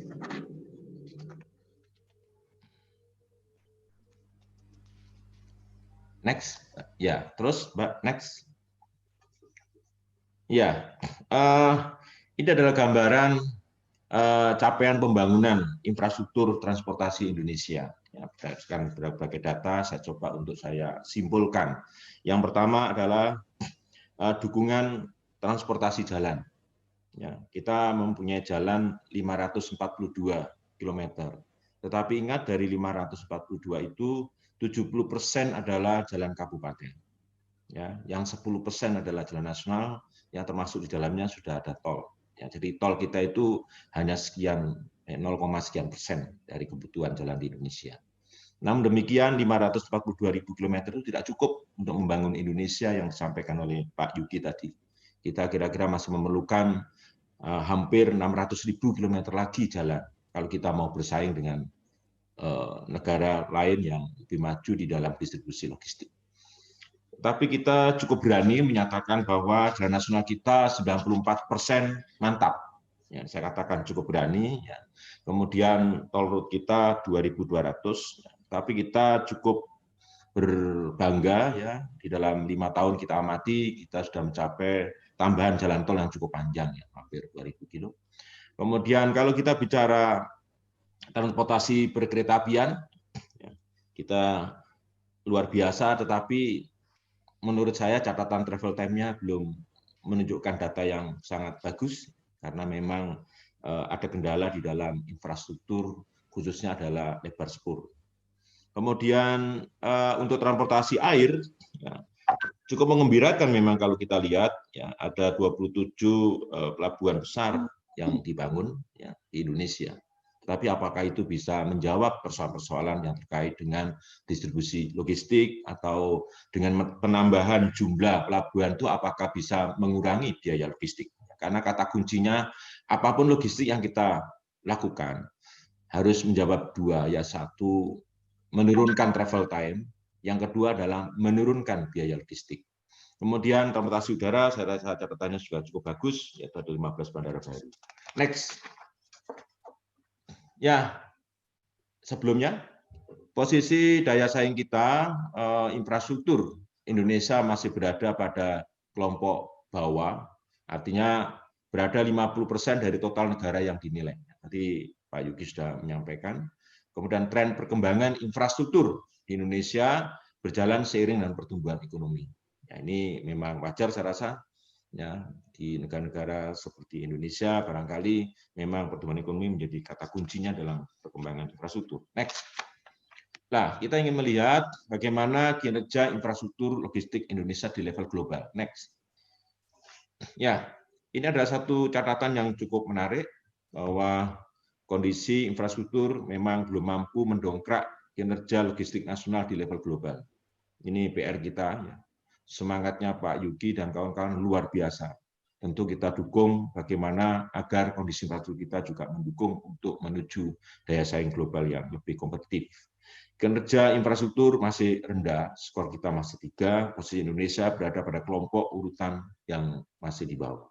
Next. Ya, bagaimana kita melihat di negara ASEAN misalnya, ya. Di negara ASEAN kondisi kita masih kurang tidak sangat kompetitif, ya. Kalau kita bandingkan dengan negara-negara ASEAN, tetapi kita masih cukup berbahagia, kita tidak menjadi juru kunci ya Pak Yuki, kita masih bisa bernafas sedikit. Secara nasional, indeks infrastruktur menunjukkan performan yang paling rendah ya, di antara aspek-aspek lain. Kalau kita lihat dari SDM-nya, IT-nya, service provider dan regulasinya. Next. Ya, kita mencoba untuk melihat perbandingan kinerja logistik internal Indonesia menurut wilayah kepulauan. Ya, mohon maaf nih Pak Yuki, saya menyampaikan data yang mungkin tidak begitu detail, tetapi minimal memberikan satu gambaran bahwa aspek infrastruktur memiliki kinerja yang paling rendah dibandingkan aspek-aspek yang lainnya. Kalau kita bicara bagaimana capaian kinerja logistik internal di Indonesia, kalau kita lihat antar wilayah kepulauan, Jawa, Kalimantan, Sumatera, dan Papua. Kinerja infrastruktur logistik di Jawa paling baik dibandingkan pulau lainnya. Next. Baik, ini adalah, saya rasa angka ini nggak berubah-ubah dari dulu sampai sekarang, ya Pak Yuki ya. Jadi moda share angkutan barang logistik Indonesia belum mencerminkan negara maritim atau negara kepulauan, karena memang masih banyak didominasi di darat ya, di jalan ya, karena memang distribusi logistik jalan itu adalah distribusi logistik manusia ya. Ini yang menjadi kunci karena jalan memiliki door to door service. Next ya, next. Saya menunjukkan data ya, next saja, satu lagi ya. Di dalam angkutan sebelumnya ya, di angkutan barang ya, kita lihat ya, data moda share nasional kita 75% jumlah perjalanan barang bertumpu di jaringan jalan. Itu kalau kita bicara nasional. Ya. Tapi kalau kita bicara Jawa, itu 99,99% ya, jumlah perjalanan barang bertumpu di jaringan jalan. Sumatera 95%. Kenapa? Karena jumlah perjalanan barang tertinggi di jaringan jalan. Kenapa? Ya, karena jalan memang mempunyai sifat yang unik ya, karena jalan bisa door to door service, door to node service, dan node to node service. Hanya jalan yang bisa menangkap semua jenis angkutan yang ada di node dari moda lain. Ya, kalau kita bicara pelabuhan, bicara laut kan pelabuhan ke pelabuhan, bandara ke bandara. Ya, angkutan udara bandara ke bandara. Angkutan kereta api itu kan dari stasiun ke stasiun. Tetapi siapa yang menangkap begitu sampai di simpul itu adalah jalan. Nah, ini yang menjadi kuncinya di jalan. Jadi antar moda menjadi satu hal yang harus dikembangkan betul ya kita. Oleh karena itu sejalan dengan moda jalan yang tadi ya, jaringan jalan dapat mengakses moda node-node yang lain. Next. Itu data nasional. Kalau kita melihat misalnya kasus di Jawa, ya, kalau kita lihat dari Jawa, ya ini luar biasa. Ya, Jawa ini kita ada di Jawa ini kalau kita road kan mengenal lintas utara, lintas tengah, lintas selatan. Kemudian ada kereta api, ada laut dan ada air. Ya, ini catatan penting bahwa di Jawa perbandingannya seperti yang tertera di dalam paparan ini. Ya, yang cukup menjadi catatan kita adalah hanya 10% produksi angkutan barang dan 20% produksi angkutan penumpang yang pindah atau migrasi ke jalan tol. Nah, ini menurut teori-teori buku, teori-teori kampus kan kelayakan itu kan 30% ya. Ini satu hal yang menjadi catatan penting bagaimana mendorong agar distribusi barang itu tidak lagi bertumpu di jalan existing. Next. Ya. Ya, ini adalah sedikit gambaran ya, besar kecilnya angkutan tadi bisa saya gambarkan seperti dalam gambar ini. Jadi ya skalanya adalah skala produksi angkutan. Ya, jadi produksi angkutan kita itu kalau di Jawa misalnya itu dampak ketimpangan produksi angkutannya sangat besar, sehingga lintas utara cepat rusak, investasinya sangat tinggi. Lintas selatan lambat berkembang karena kurang feeder road antar lintas. Travel time tidak mengalami penurunan kecuali digabung dengan travel time jalan tol. Jadi kita data travel time kita itu cukup terobati dengan adanya Transtol. Ya, walaupun itu tidak begitu ngefek ya, dari 2,78 jam per 1 km menuju 2,3 jam per kilometer. Mestinya kalau kita mau bersaing dengan Vietnam, kita itu sudah harus berada di 2,0 jam per 100 km. Ya. Next. Ya. Saya rasa ini tidak perlu. Next lagi. Ya, ini adalah satu hal yang cukup menarik. Ya, bagaimana tentu membangun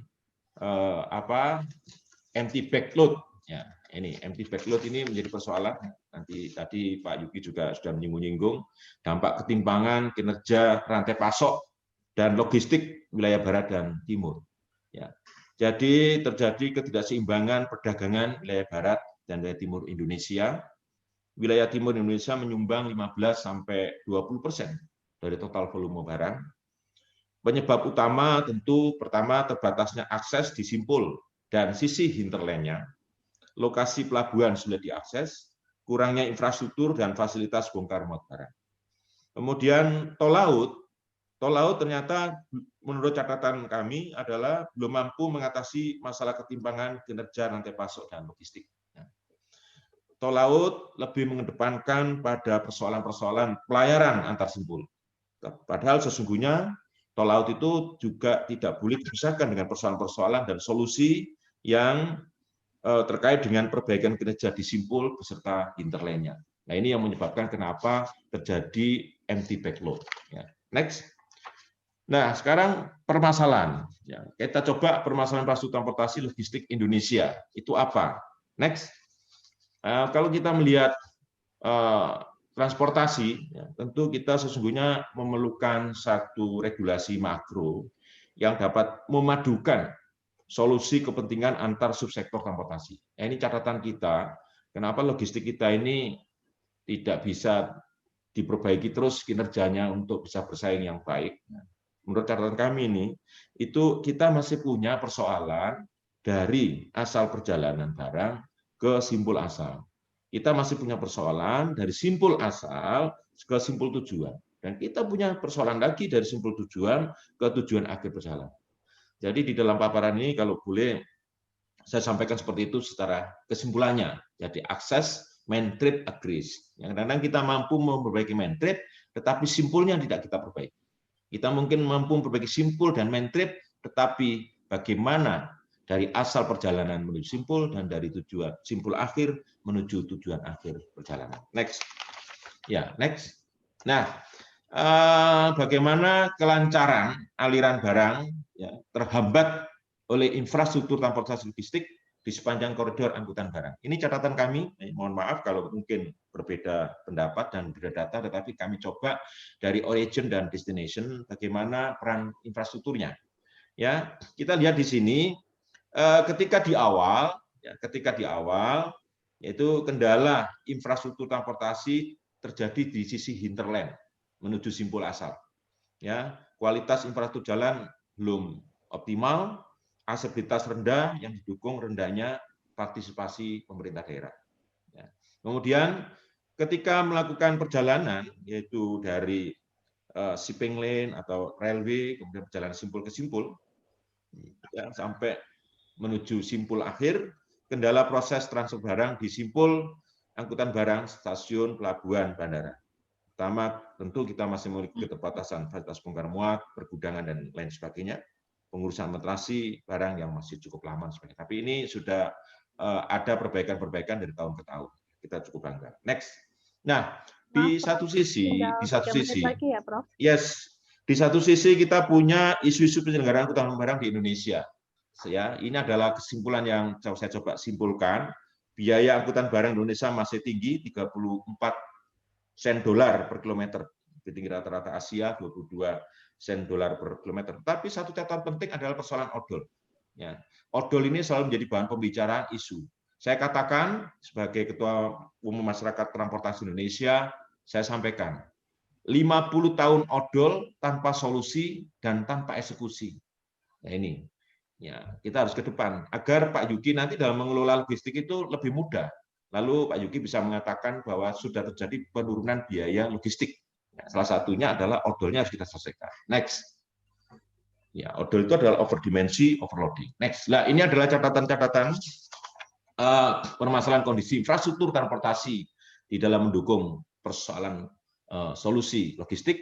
Ya, kalau kita bicara pelabuhan, saya rasa sudah saya sampaikan, pelabuhan belum memiliki pelabuhan hub internasional, rendahnya produktivitas dan kapasitas pelabuhan besar yang ada, rendahnya pemaduan prasarana pelayanan manajemen pelabuhan.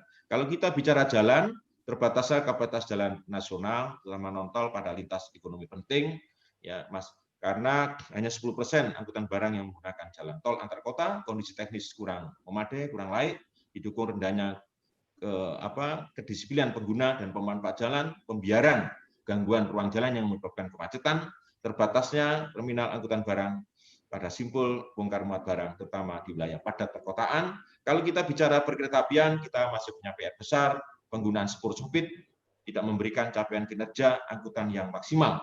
Ya. Kemudian travel time-nya masih tinggi, daya angkut kecepatan masih terbatas, fungsi double track kurang optimal, sementara single track yang ada sudah tua, belum interkoneksinya jaringan rel dengan simpul-simpul distribusi penting antar pulau, ya seperti kita pelabuhan, bandara, sementara terbatasnya fasilitas bongkar muat mekanis di stasiun. Yang terakhir tentu bandar udara belum optimal memadukan jaringan prasarana pelayanan logistik. Next.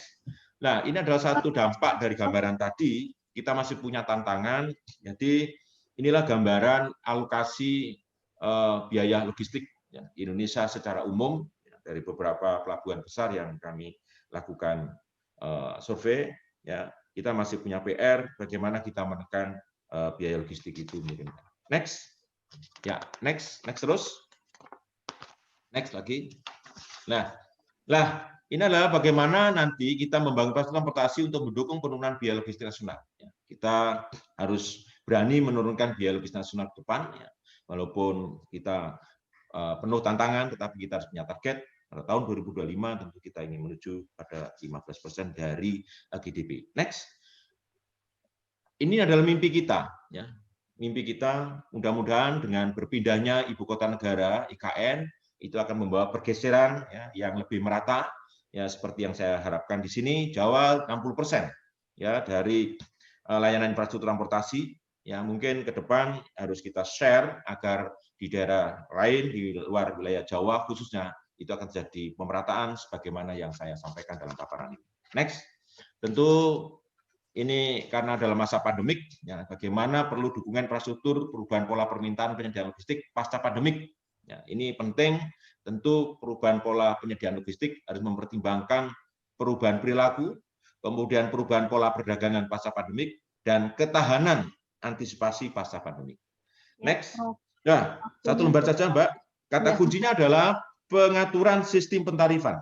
Ya, jadi tentu ada tarif subsidi pemerintah yang tujuannya adalah menuju nilai kemanusiaan lebih baik, tetapi kita juga jangan meninggalkan tarif komersial, yaitu untuk perekonomian yang lebih baik. Dan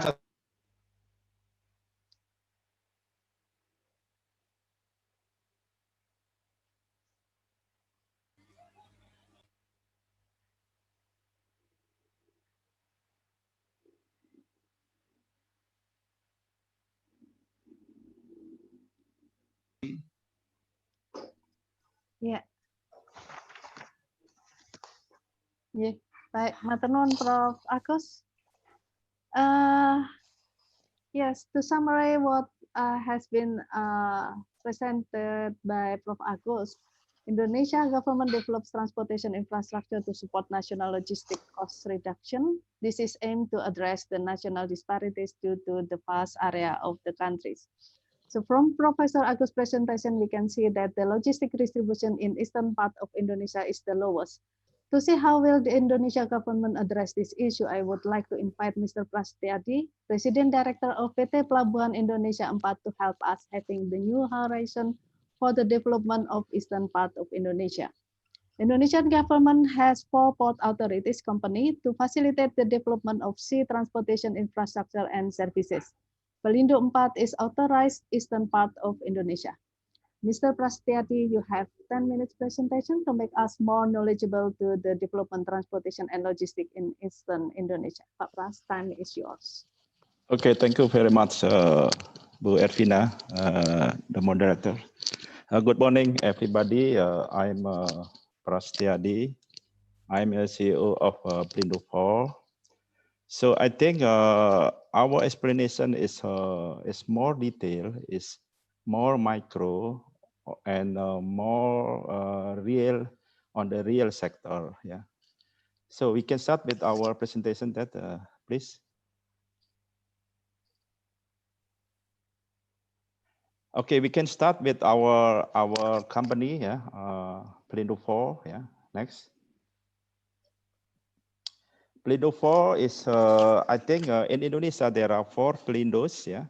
Pelindo 1 is located headquarters in Medan, Pelindo 2 in Jakarta, Pelindo 3 in Surabaya, and Pelindo 4 the headquarters in Makassar. Before I'm working in Pelindo 4, I work in Pelindo 3 and Pelindo 2. So we know very well the condition of the port in the eastern part and west part Indonesia. So in the Pelindo 4, we have, almost 50% of the total area Indonesia. And then we have 25 public port and 7 private port and located in 11 provinces. So you can see it, our port is separated on the eastern part Indonesia. So the same with the other Pelindos, we have the business on the ship services, cargo services, passenger services, and other services. Please, next slide. This is our operational performance. Yeah. So the data from January to August, this is the real data, the realization data. And then the rest is our forecast. You can see it even in the pandemics, COVID-19, in Pelindo 4 is still growth for some traffic. You can see it about the vessel traffic. Yeah, the blue one is the condition is 2020, and the green one is the condition on 2019. You can see that the vessel traffic we still increase. Yeah, we still have some growth for the vessel traffic. And then for the cargoes traffic, a little bit down. Yeah. Little bit decrease, and then container traffic also almost same, 2019 and then 2020, and then passenger this is worse condition because it's almost 50% and the passenger is decreased. This is because due to the some areas is close the areas. For the contribution, you can see it. The second biggest is on the container services is contribute almost 42%, and then the second is on the private port is around 24%, and the rest is quite good. Next. This is a symbol like Mr. Prof. Agus and Pak Yuki mentioned that Indonesia the condition is for the logistic and performance index still not good. Yeah, you can see it. Indonesia is the logistic performance index is around the cost logistics around 23% of the GDP, and then we have also 5 key challenges maritime logistics industry. First, regarding demand supply imbalance, Prof. Agus already mentioned that east and west there are some imbalanced cargo. Yeah, and concentrated demand, especially on the Java, yeah, leading to empty container. And then the second problem is about suboptimal port operation and infrastructure. And then the third is about low maritime value chain efficiency. Yeah, and then fourth is a low land value chain.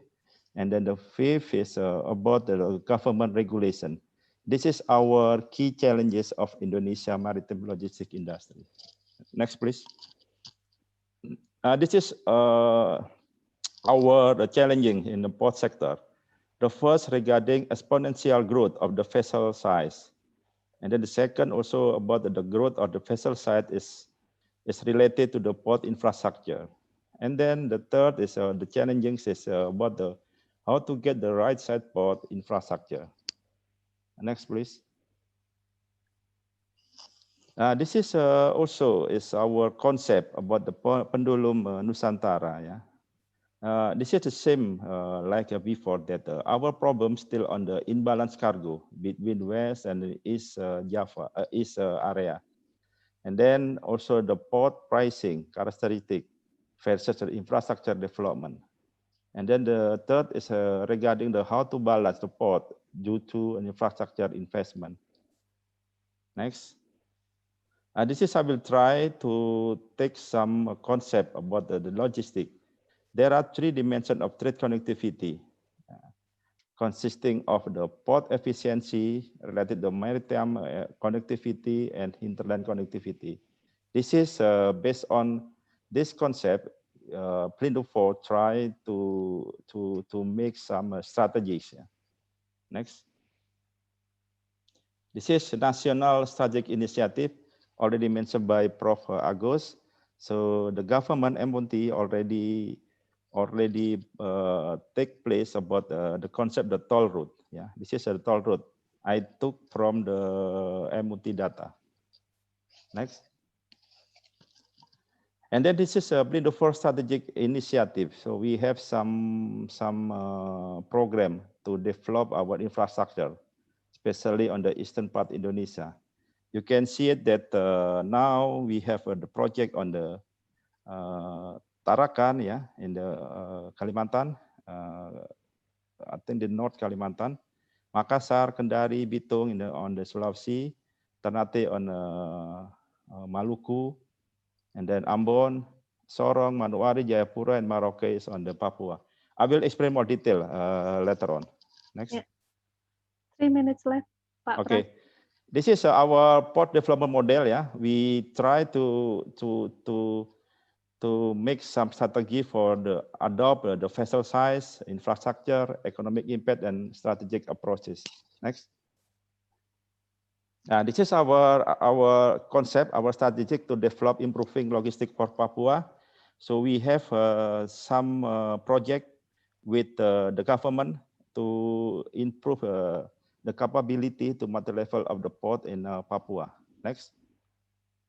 Even also in Ambon. Ambon, we will build the new port. Is located from the existing one is 26 kilometers. This is we will quite big port to accommodate the eastern part Indonesia, especially from the Papua. Next. And then also we redevelopment of Makassar port. We have the bigger port in the 2022 in Makassar. We can handle the super post Panamax. We can handle the big vessel, and then we try to make a good connectivity with other port in Indonesia. Next. And then this is the more detail regarding Makassar new port. We have the area around 1,000 hectares to be a port and industrial estate. Next.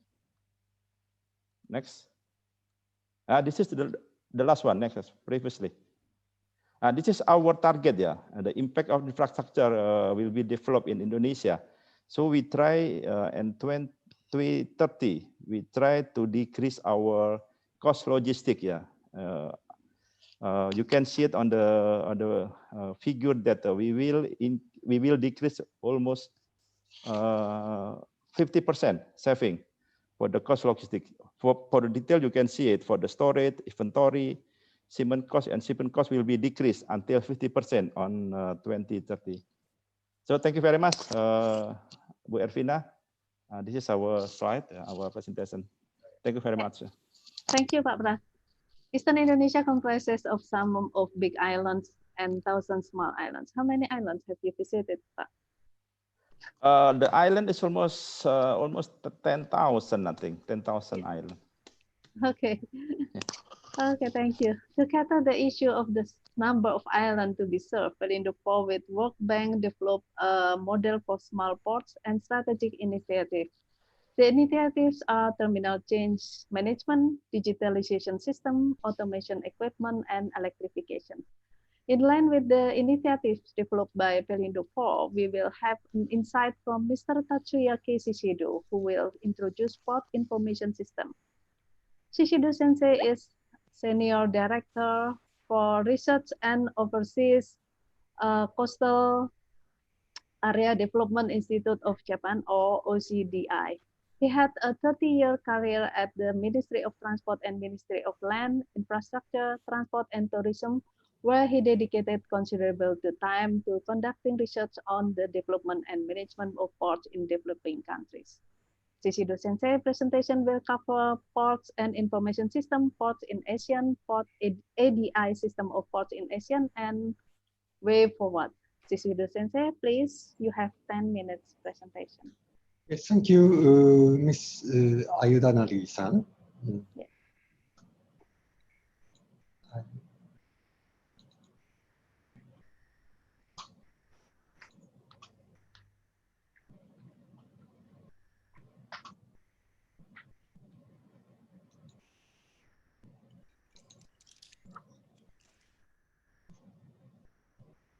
Sorry. Okay.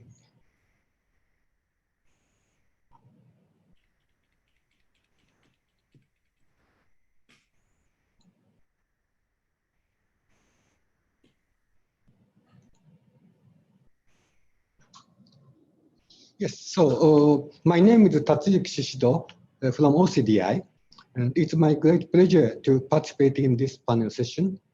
So thank you for inviting me to the conference, TILO conference 2020. Yes, the subject of my presentation is Port Information System in Southeast Asia. So I often take part in a technical assistance project in developing countries in the field of ports. Recently, I have participated in several studies or projects related to Port EDI system, which aims to computerize the procedures for ship entry and departure of ports. As an expert of port management, not IT engineer. So there are various information systems used in port management and operation, as well as many business activities related to ports. So my presentation will focus on the system related to procedures for ship entry and departure, which is just a small part of variety of system in the port.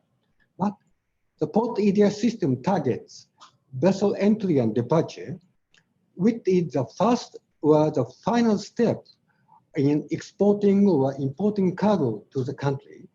So information related to these activities may be valuable when discussing logistics. And data, which is handled in Port EDI system, is managed by the public sector, generally using internationally standardized forms. So that data item in these standardized format are useful for logistics analysis, I think. So with this point in mind, I would like to introduce Port EDI in Southeast Asia countries. I hope you will find it informative. So variety of systems are used by many players related to ports, the public sector and the private sector.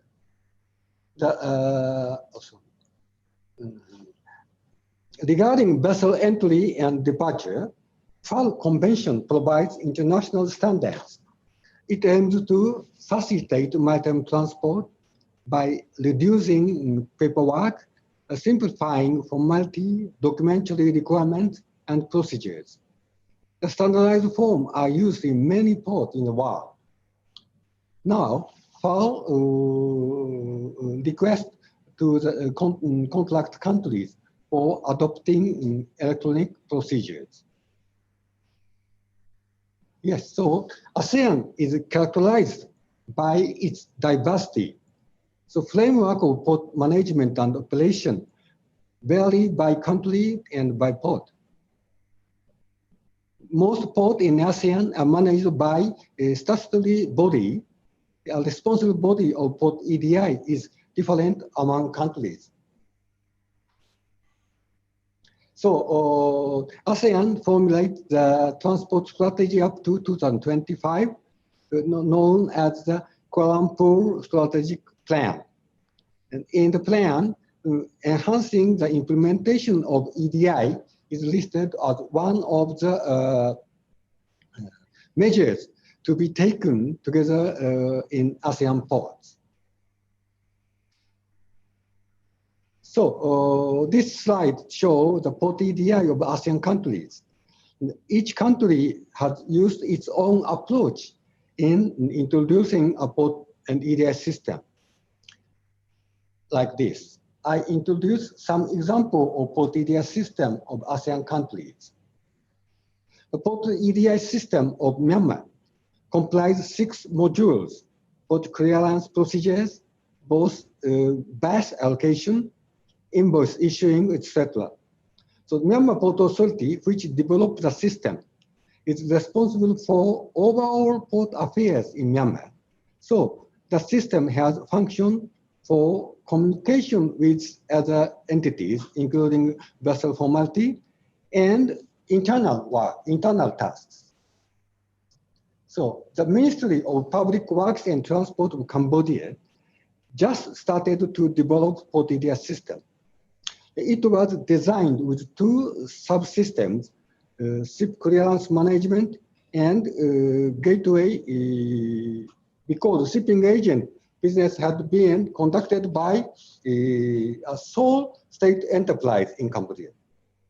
But the enterprise was shut down last year, so the system will be minor changed in system building.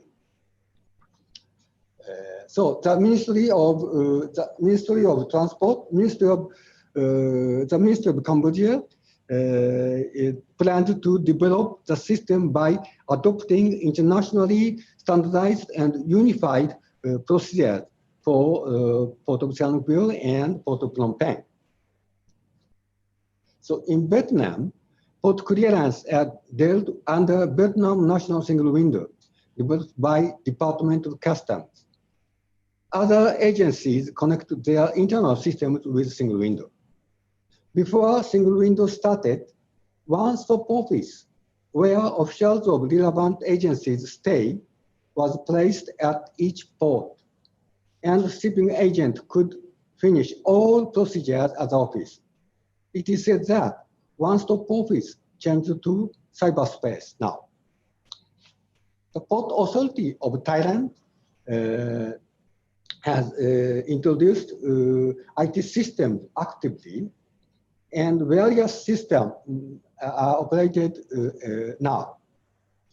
Since National Single Window has established in 2014 in Thailand, the system of PAT have been connected with National Single Window. So another organization, Maritime Department of MOT, has a function of harbor master.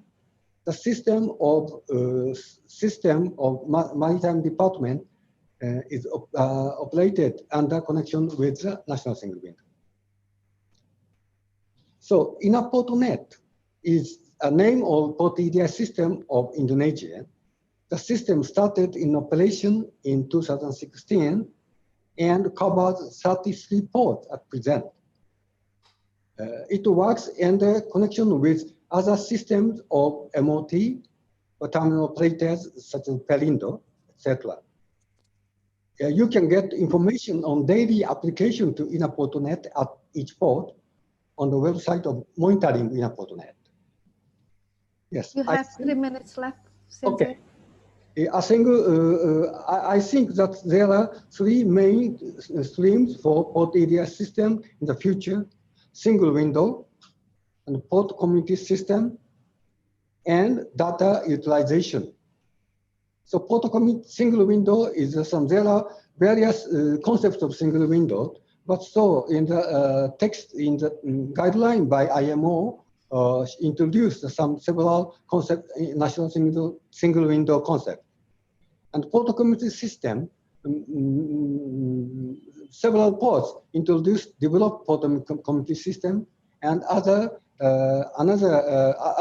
port authorities intended to introduce a system now. And so many organizations conduct study for seeking some high-grade port community system. And so the data handled in port EDI has very advantageous characteristics, shown this: all coding vessel, actual call, was some almost real time, form continuously obtained. So these data shall be used for much more for various purposes. So at that time, the several points to be discussed: quality and reliability, right of property of data, cybersecurity, by institutional arrangement of data use. These issues should be discussed. So I summarize my presentation. There are a variety of ports and surrounding conditions, and so port information systems are developed through various approaches. Further direction, port EDI, port information system, so single window, port community system, and network. So data through port EDI system could provide useful information. Usability of data for port administration, management, and business shall be expanded. So I will finish my presentation. Thank you for your attention. Yeah, thank you, Shishido Sensei. I believe the port information system that was introduced earlier has been implemented in Singapore port. Since Singapore is home to the world's largest transshipment container port, linked to over 600 ports worldwide. To know more related to this implementation, I would like to invite Dr. Ong. Dr. Kim Ping Raymond Ong is currently an assistant professor in the Department of Civil and Environmental Engineering at the National University of Singapore. He has received several scientific awards in recognition to his achievement in transportation research, including the Alfred Nobel Prize, the Hanjun Prize, the inaugural Takuchi Yoshio Award, and the inaugural Ice Martai Early Career Award. Dr. Ong will present Global Logistic Hub in Singapore for 10 minutes allocation time. Dr. Ong, time is yours.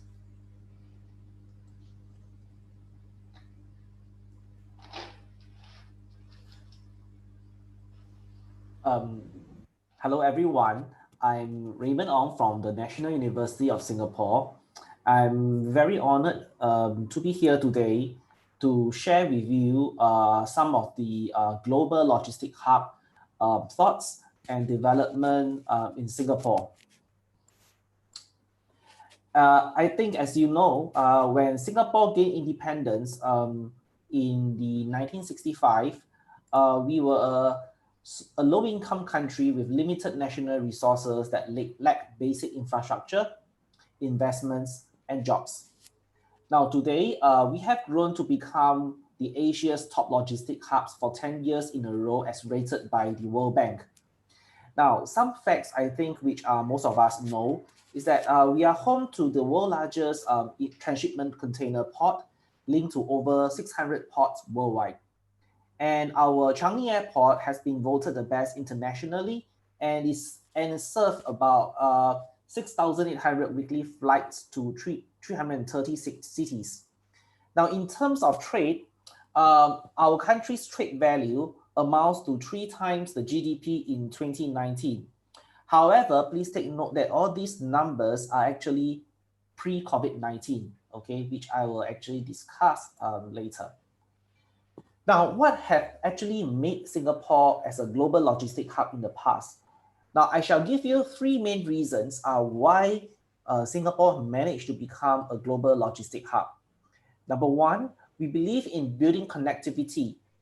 And we know that Singapore is in a position that is at a gateway to Asia. So improving connectivity is the key of our reason to become a global logistic hub. And this belief in global trade and collaborative environment is very important for economic growth and prosperity.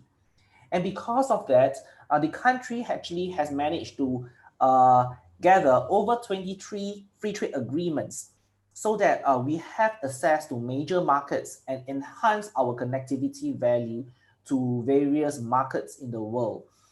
And this also encourages companies along the logistics chain to operate from Singapore because they know that we have a frequent and reliable services and connection that allow their products, their services to reach the global markets quickly.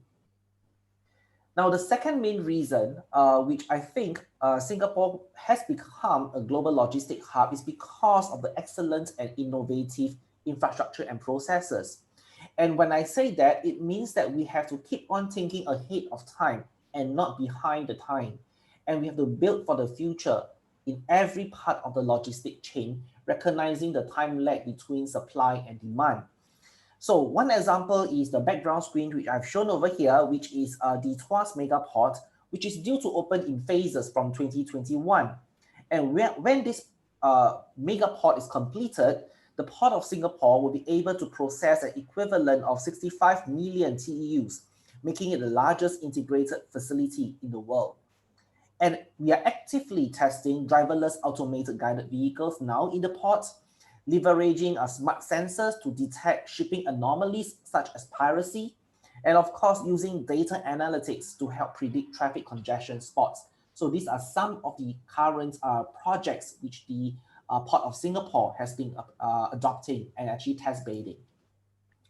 Other than the Port of Singapore, we also have the ambition to actually build an aviation hub in terms of logistics. So air cargo is encouraged to use Singapore airports, basically via specialized processes and the infrastructures. Now over here in this slide, I've actually shown the new Changi East development, whereby we will be building our Terminal 5 building and the satellite terminal, the main passenger terminal and the satellite terminal.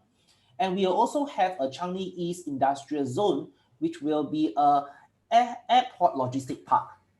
And this is something that we are trying to deal with, especially with time-sensitive cargo, cold chain centers for perishables. And for example, one of our airport cold chain center is among the first in the world to be awarded the IATA CEIV Farmer Certification for handling. Now, another area of improvement which Singapore is looking at is at e-commerce. So e-commerce logistic hub is something that we have recently opened in 2016 and is one of the fully automated parcel sorting and warehousing facility. Now, this facility actually shows that we actually have some model that can be implemented, scalable and upgradable for future needs when we see that the e-commerce market is increasing. And later I'll show you that it is indeed. And of course, we are also harnessing new technologies to develop new logistics and postal services. You have 3 minutes left, yes. Doctor. The third platform is on creativity and conversation. Basically in this, we see that logistics is a biosystem whereby we have major logistic firms anchoring in Singapore, having their facilities. And as a result, we have a vibrant ecosystem for public-private partnership. So this is something that is what the third reason. Now, I would like to spend the last 3 minutes to talk about the impact of COVID-19 on global logistics and Singapore. COVID-19, as we know, has seriously impacted the global trade economy. And this is also further worsened by geopolitical tensions. In fact, the World Bank actually estimate that the GDP will contract by 5.2% in 2020. And for Singapore, we are expecting a minus 7% to minus 4% in GDP. Now, because of this circuit breaker, we can see serious implication of aviation-related logistics. Our land border crossing trade and logistics with Malaysia basically has stopped. But the maritime trade is still resilient in Singapore at this point in time. Now, two growing sectors that we see. The first one is that we see that actually there are emerging markets such as the e-commerce market, where we see fashion apparel, electronic games, appliances, market and development has grown to be quite robust. And as such, the e-commerce sector is something that is worth investing for Singapore in the near future. And the next one I want to talk about is about physical and digital connectivity. Now, this slide basically shows you the future logistic development in Singapore, including the Changi Air Hub, the Tuas Terminal, the new high-speed rail station, One North, and also our energy hub, whereby we are trying to actually increase the logistic hub development in terms of infrastructures and in digital infrastructure in the next 5 to 10 years. And as a concluding remark, basically, I want to share with you that the main ingredients for a global logistic hub: connectivity, infrastructure, processes, and the culture. And COVID-19 basically has drastically changed how the world operated, how global trade and logistics operate. And we have to adapt to the new norm. As such, from Singapore's perspective, we're actually focusing on digital and physical connectivity, and also react ourselves in this new global trade dynamics condition. So with this, I think I can end my presentation. Thank you so much. Thank you, Dr. Ong. It is interesting knowing that the small country as Singapore could become the gate to Asia that connected to 600 seaports and 330 cities by air across the world. This is possible since Singapore encourages companies across the logistics chain to operate from Singapore, as they know they can count on frequent and reliable connection to reach global markets quite quickly. Now, how about China? The big country with land coverage around half of the Asia continent. The e-commerce of China, well-known Alibaba, is the world's largest retailer and e-commerce company. I believe we would like to know more how China provides infrastructure for its rapid growth in cross-border e-commerce. Therefore, I would like to invite Dr. Ming Yao Qi, who will present the challenges in China logistics to deal with the booming market trade. Dr. Qi is an associate professor in Division of Logistics and Transportation, Tsinghua University, Shenzhen International Graduate School. Currently, Dr. Qi also serves as the Deputy Director of the SIGS Modern Logistics Research Institute. Dr. Qi, you have 10 minutes presentation. Time is yours.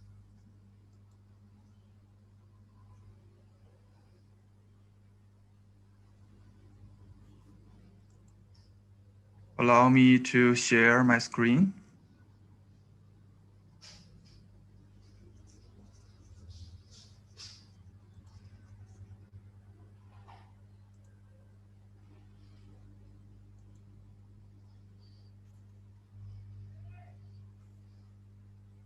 Okay, thank you for having me to share my understanding about China logistics. I will try to cover my understanding of China logistics on the following 4 parts. First is the background, and then followed by new features, challenges, and trending. Okay, first let's look at some numbers. The domestic consumer market. So the total retail sales of consumer goods are rising year by year, and the increasing rate in 2019 is about 8%. If we look at the online social retail sales, we can see that the online retail contributes 20% of the total consumer market. So the online consumption witnessed a much higher increasing rate. Also, for the international trade market, China's import and export trade is on a slight raise in 2019. Again, we can see that there is a rapid growth in cross-border e-commerce. We can see 13% of export and 30% import in 2019. Okay, so let's try to find out some new features in China logistics. The first one is the booming e-commerce distribution centers. So to handle hundreds of millions of online orders per day, a lot of central distribution centers equipped with advanced technologies are set up by e-commerce and logistic companies like JD.com. JD.com is the largest B2B e-commerce company in China now. So we can see the photos of one of their central distribution center in Beijing. Actually, they have 8 such scale facilities in the nation. Also, we can find the second feature, the emerging instant city logistics. There is a so-called lazy economy in China that people tends to order online everything from the website. So to meet the surging lazy economy, instant distribution of food, beverage, flowers, medicines emerges in almost every city, even in very small cities. So we can see the Chinese takeout market hit 600 billion yuan in 2019, 39% higher than the last year. Also, we can see the potential of the takeaway market has been further tapped after the COVID-19 pandemic. The third one may be the fresh food delivery, which reshapes shopping mode in big cities. So many people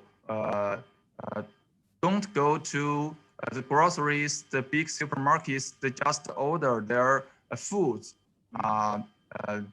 even the materials to make food from the website. So this is a new feature. And we are now trying to figure out some challenges in China logistics. The first one may be how to satisfy diversified customer needs in terms of time, distance, and destinations. For example, from this photo, we can see the structure of the instant logistics. The inner round is the year of 2018, and the outer is the year of 2019. We can see that the food takeaway, the share of food takeaway is shrinking, while other products like fresh fruits, flowers, and cakes are increasing, showing that this market is entering more and more areas, more and more to meet more and more requirements of people. So this is the challenging thing for the logistics companies to satisfy such kind or all kinds of customer needs. They have different time limit, they have different distribution distance, they have different destinations, okay? And maybe the second challenge is how to deal with increasing cost while maintaining service quality. We can see from the left picture that most couriers work long hours and work under pressure, which increases the labor cost. We can see the highest rate comes from the working hour of 12 hours per day, okay? Also, complaint rate increases with the intense working pressure. So the third challenge is from the insufficient cold chain logistics infrastructure. We can see that compared to US, Western Europe, and Japan, the available cold storage area, cold chain transportation vehicles are not enough. However, we can see also that the traditional warehousing capacity has shown a surplus. So the fourth one may be that the third-party logistics is not as efficient as express logistics. We can see the number, the ratio of total logistics cost to GDP in China is about 15%, while this number in US is about 8%. So this shows that the efficiency of our integrated logistics is not that efficient as the express logistics. And the last one is how to optimize cross-border e-commerce logistics cost and duration. As we may know that the transportation cost for the cross-border e-commerce logistics is much higher than the domestic one. So it is very important to control such transportation cost. Also the time. Taking China, Russia as an example, it often takes 18 to 20 days from the time the customer entrusts to the delivery notice. So we just figure out some challenges in China logistics. Now we are going to point out some trending in China logistics.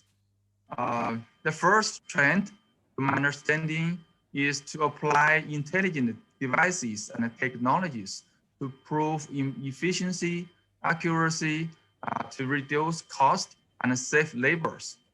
For example, to use robots to sort the goods, and to use AGV for rack moving, and even use AGV for containers in automated port.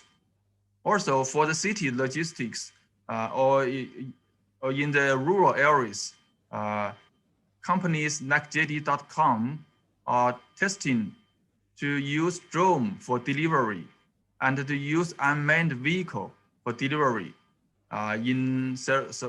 for example, in a community. So we can see a lot of applications of such technology in a different sector of logistics. You have 2 minutes left, Doctor. Okay, thank you.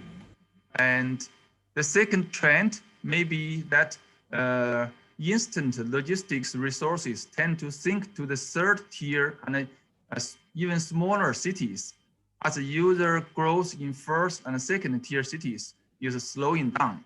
So more and more instant logistics resources are invested on the small cities. And the third one, maybe for the increasing outbound e-commerce business, measures must be taken to cut down logistics cost and speed up duration. For example, there are some consolidation centers in the cities in the eastern side of the of China to facilitate the consolidation of goods, and so that they can be shipped to the local warehouse in, for example, other countries. So the last one, for the increasing inbound e-commerce business, more bounded zones are needed. For example, this is an inbounded port in Guangdong province, South China, and income taxes are charged only after the commodities leave the facility. So with these facilities,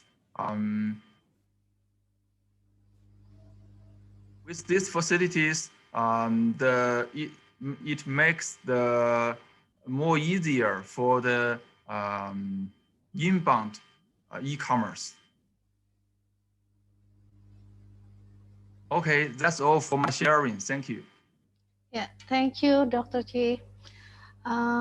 If I can summarize what Dr. Chi presentation is that to deal with the booming market rate, China provide 4 trends in applying the intelligent devices, instant logistic resources, and speed up duration, and income taxes are charged only after the commodities leave the facility. So we already have all the panelists in our panel sessions. Now we come to the Q&A section. We already have the first question from Ms. Anna Hirata from Ms. Seshido Sensei. The question is, what is the percentage of Asian ports implemented ADI and API respectively? If you have no statistic available, we, Ms. Anna Hirata will appreciate your best guesstimate. Shinche? Yes, thank you. Yeah. So unfortunately, I don't have the statistics on situation of port EDI. But so this is an initial stage of utilization of the data. And so I expect to, in the future, such a data is collected in some single authorities and so analyzed. Okay? Yeah. So maybe Ms. Hirata would like to follow with another question to continue this discussion.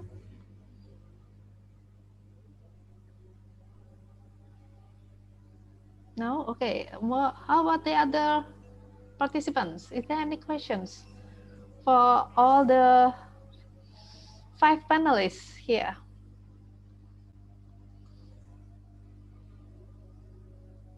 Okay. Thank you, Ms. Hirata. And for Professor Agus, I would like to have questions for you.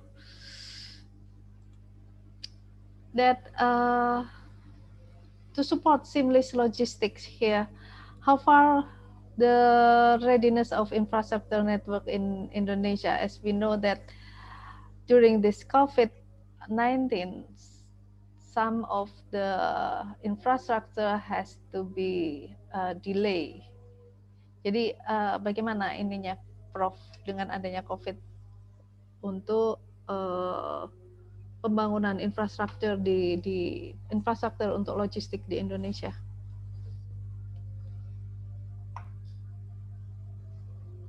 Professor Agus, are you still there?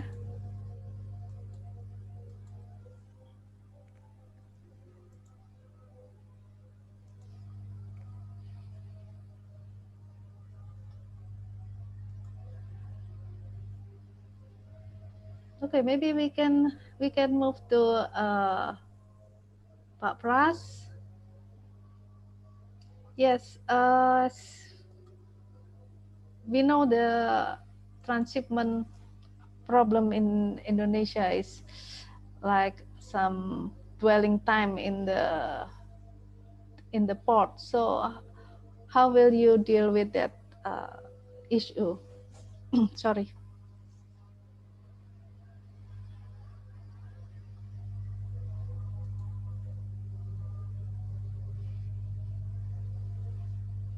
Okay, thank you, Bu Ervina. Regarding the dwelling time, I think is so far there is no issue regarding this because the dwelling time in Indonesia, especially in Jakarta, when I was there, dwelling time is already decreased almost half. Yeah. Okay. Before there was some regulation that the dwelling time was 7 days. So on 2016, I think I remember that the dwelling time already decreased until 2.5 until 3 days maximum. So dwelling time is not an issue so far.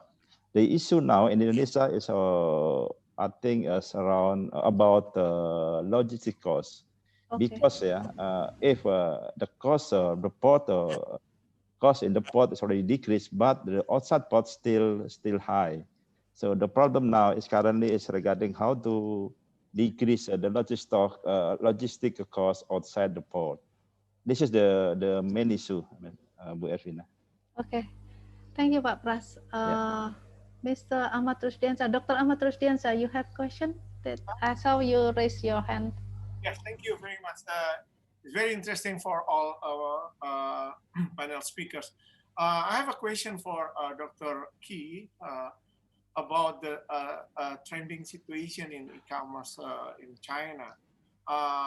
You mentioned about the e-commerce distribution center. So I think it's a very large and using some, I think, high technology like robotic in warehouse or something. So my question is there any information that China have also export this technology to the distribution center in the other countries, for example, Indonesia, Vietnam, or something? So to, for example, for GTID or Alibaba or something. Do you have any information that any technologies, Industrial 4.0 that are implemented in other countries for logistics? Okay, thank you for your for your question. Actually, China is using such kind of technology to improve the logistics efficiency in the e-commerce distribution centers, especially for the leading logistics companies like Alibaba, JD.com, and so on. And as far as I know, many big companies like Alibaba and JD.com, they are developing such kind of technology by themselves, and then use them in their own facilities. Also, there are other companies, high-tech companies. They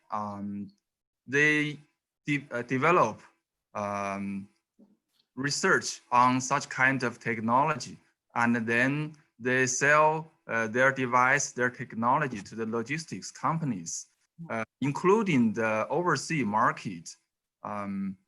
For example, I know a company, his robot products has been sold to Singapore, maybe, and also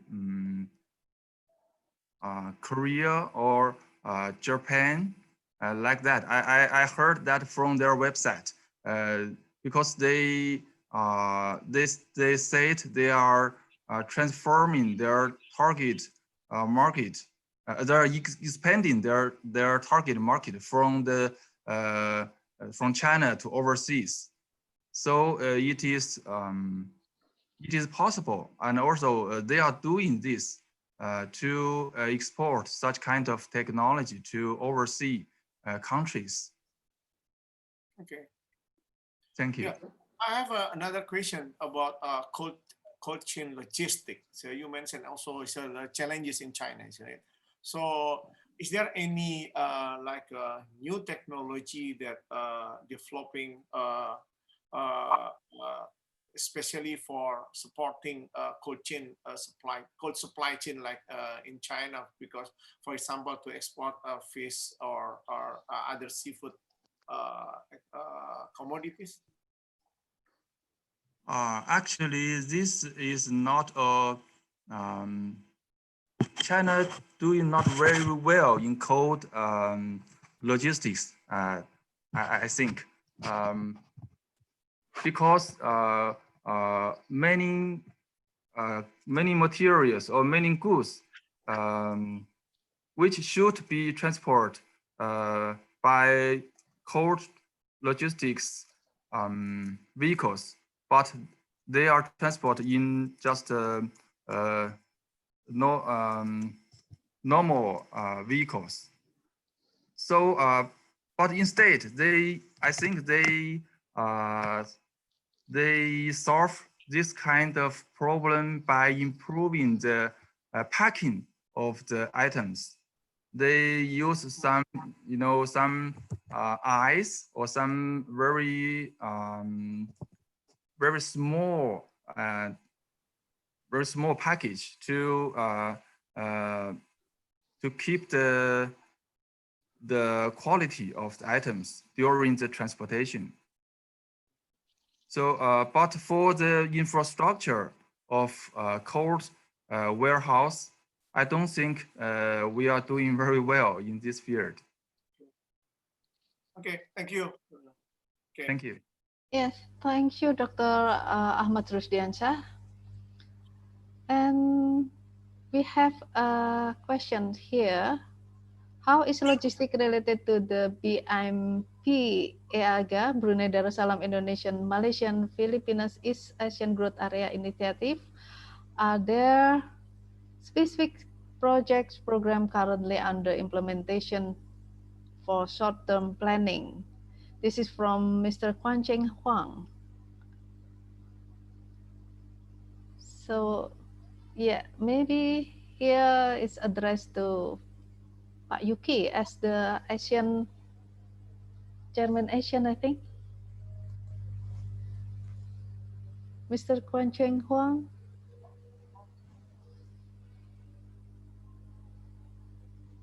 Would you like to whom would you like to address your questions?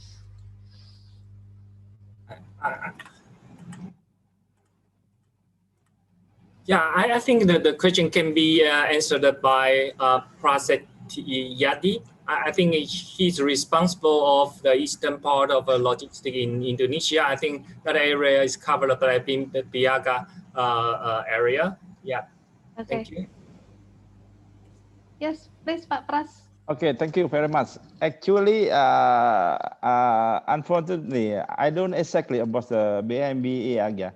As I know that this is the program is under MOT, so I would like to ask to MOT after this this conference about this progress. Yes, I think a long time ago there are some agreement, there are some what you call it, the MOU between Indonesia, Malaysia, and Philippines. Sorry, because I don't know exactly about this the progress this one. Maybe Shishido Sensei would like to add some answer.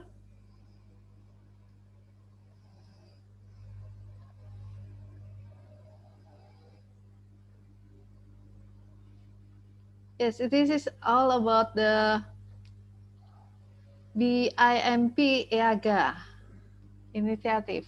Maybe you have some answer related to that.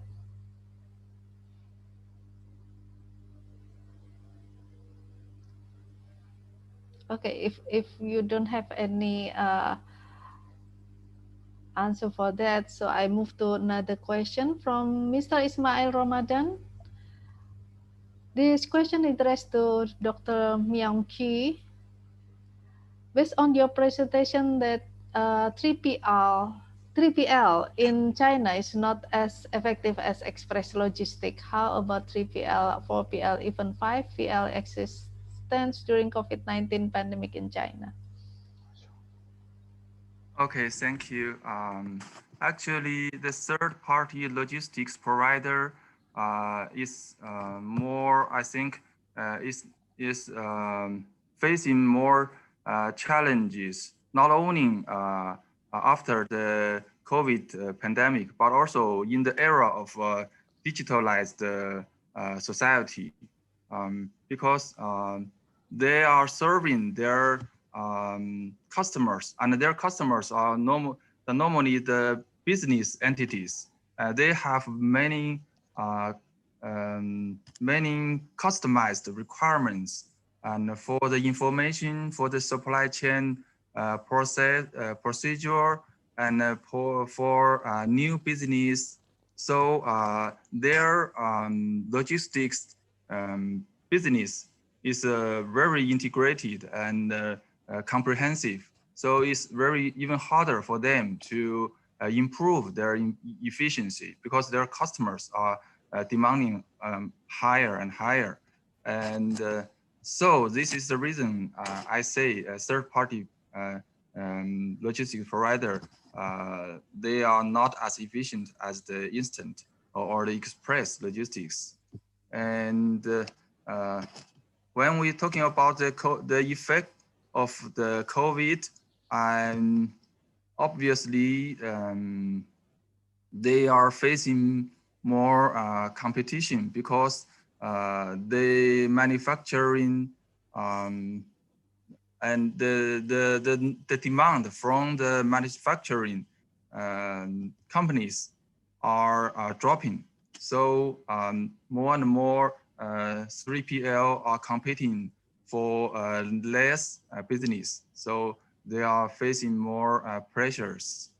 And also when you also mentioned the 4PL and even 5PL, I think the most logistics companies are shifting their business to a more comprehensive one to provide more service, like the supply chain design, like even the finance service for their customers. So from this point of view, they can be viewed as a 4PL or even a 5PL.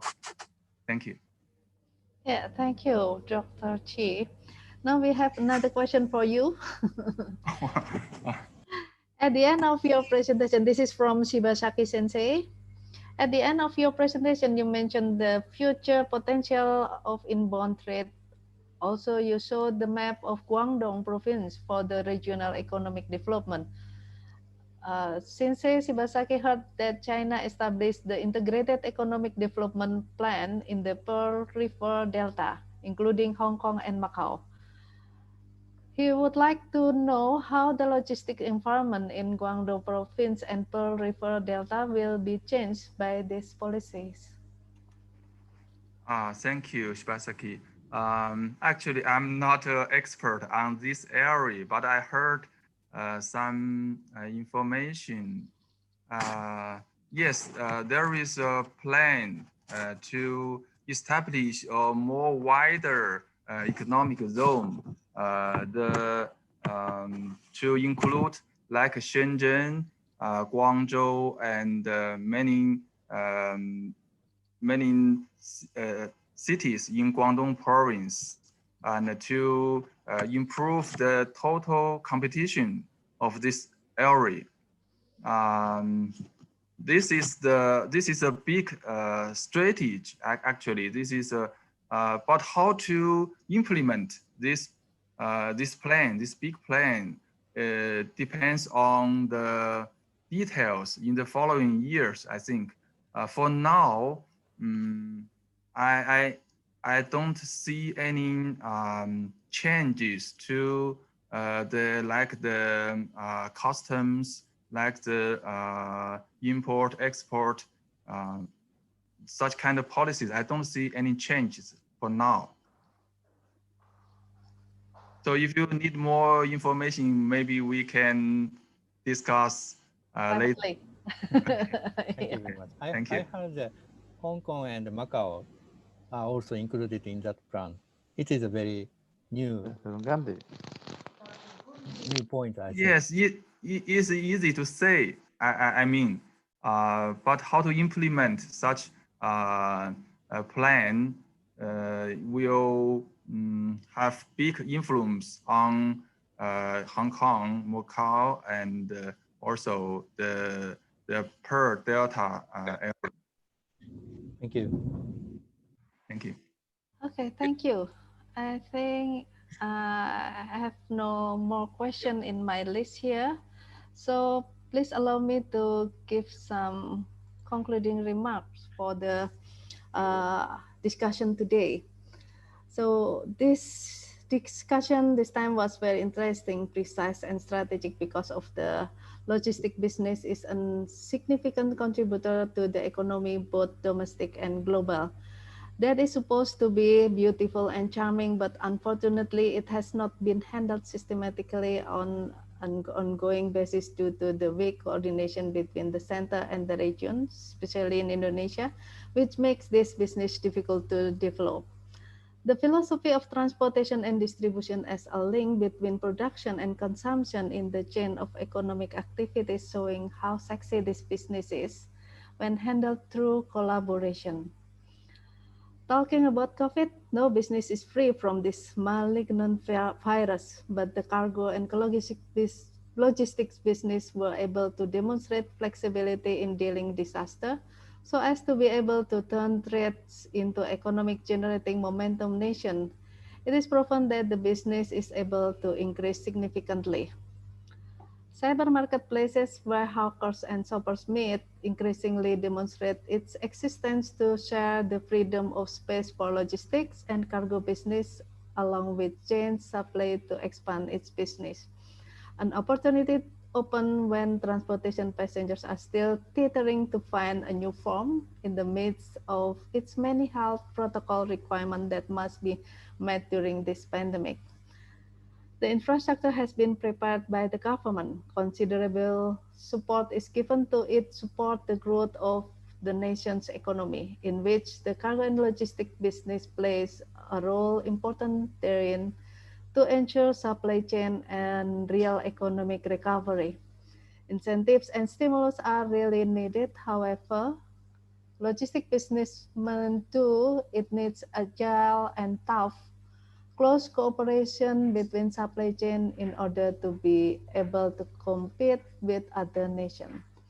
The domestic logistic industry must be able to offer the right kind of service needed by the nation from upstream to downstream, which includes various elements such as technology, warehousing to multimodal transportation management, which means combining different transportation methods to reach remote area to serve a very large and promising market.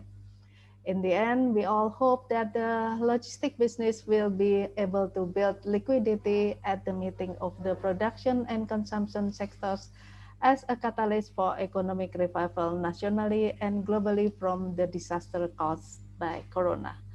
So thank you for all the knowledge for today that we received from all the panelists. And I return the session to the committee. Thank you.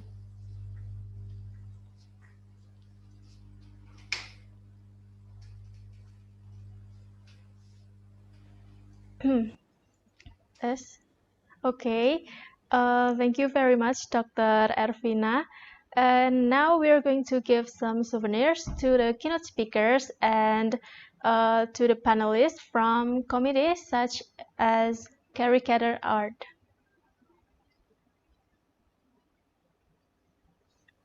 Wow, thank you. I'm looking for it. Thank you.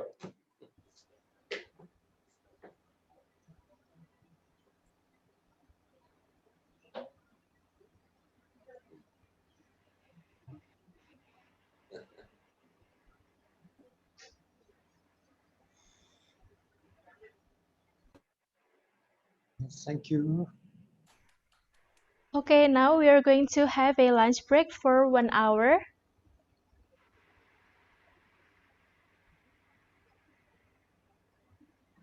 And we'll later on continue with a breakout session at 1 p.m. Concurrently, we also have TLOC network meeting now at 12 o'clock. Thank you. Thank you. To the participants, there will be a two-room meeting. The first room is the same as the main room now, and if you want to join in the second room, you can leave the current room and click on the link you have received from your email.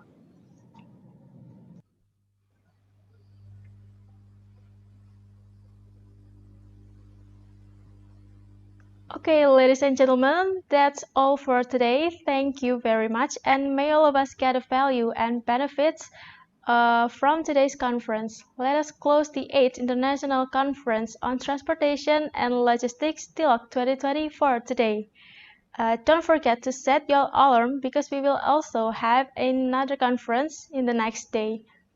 And also, please join our closing ceremony at 4 p.m. tomorrow, which will not be less exciting than today. And let's call today, Alhamdulillah, and thank you.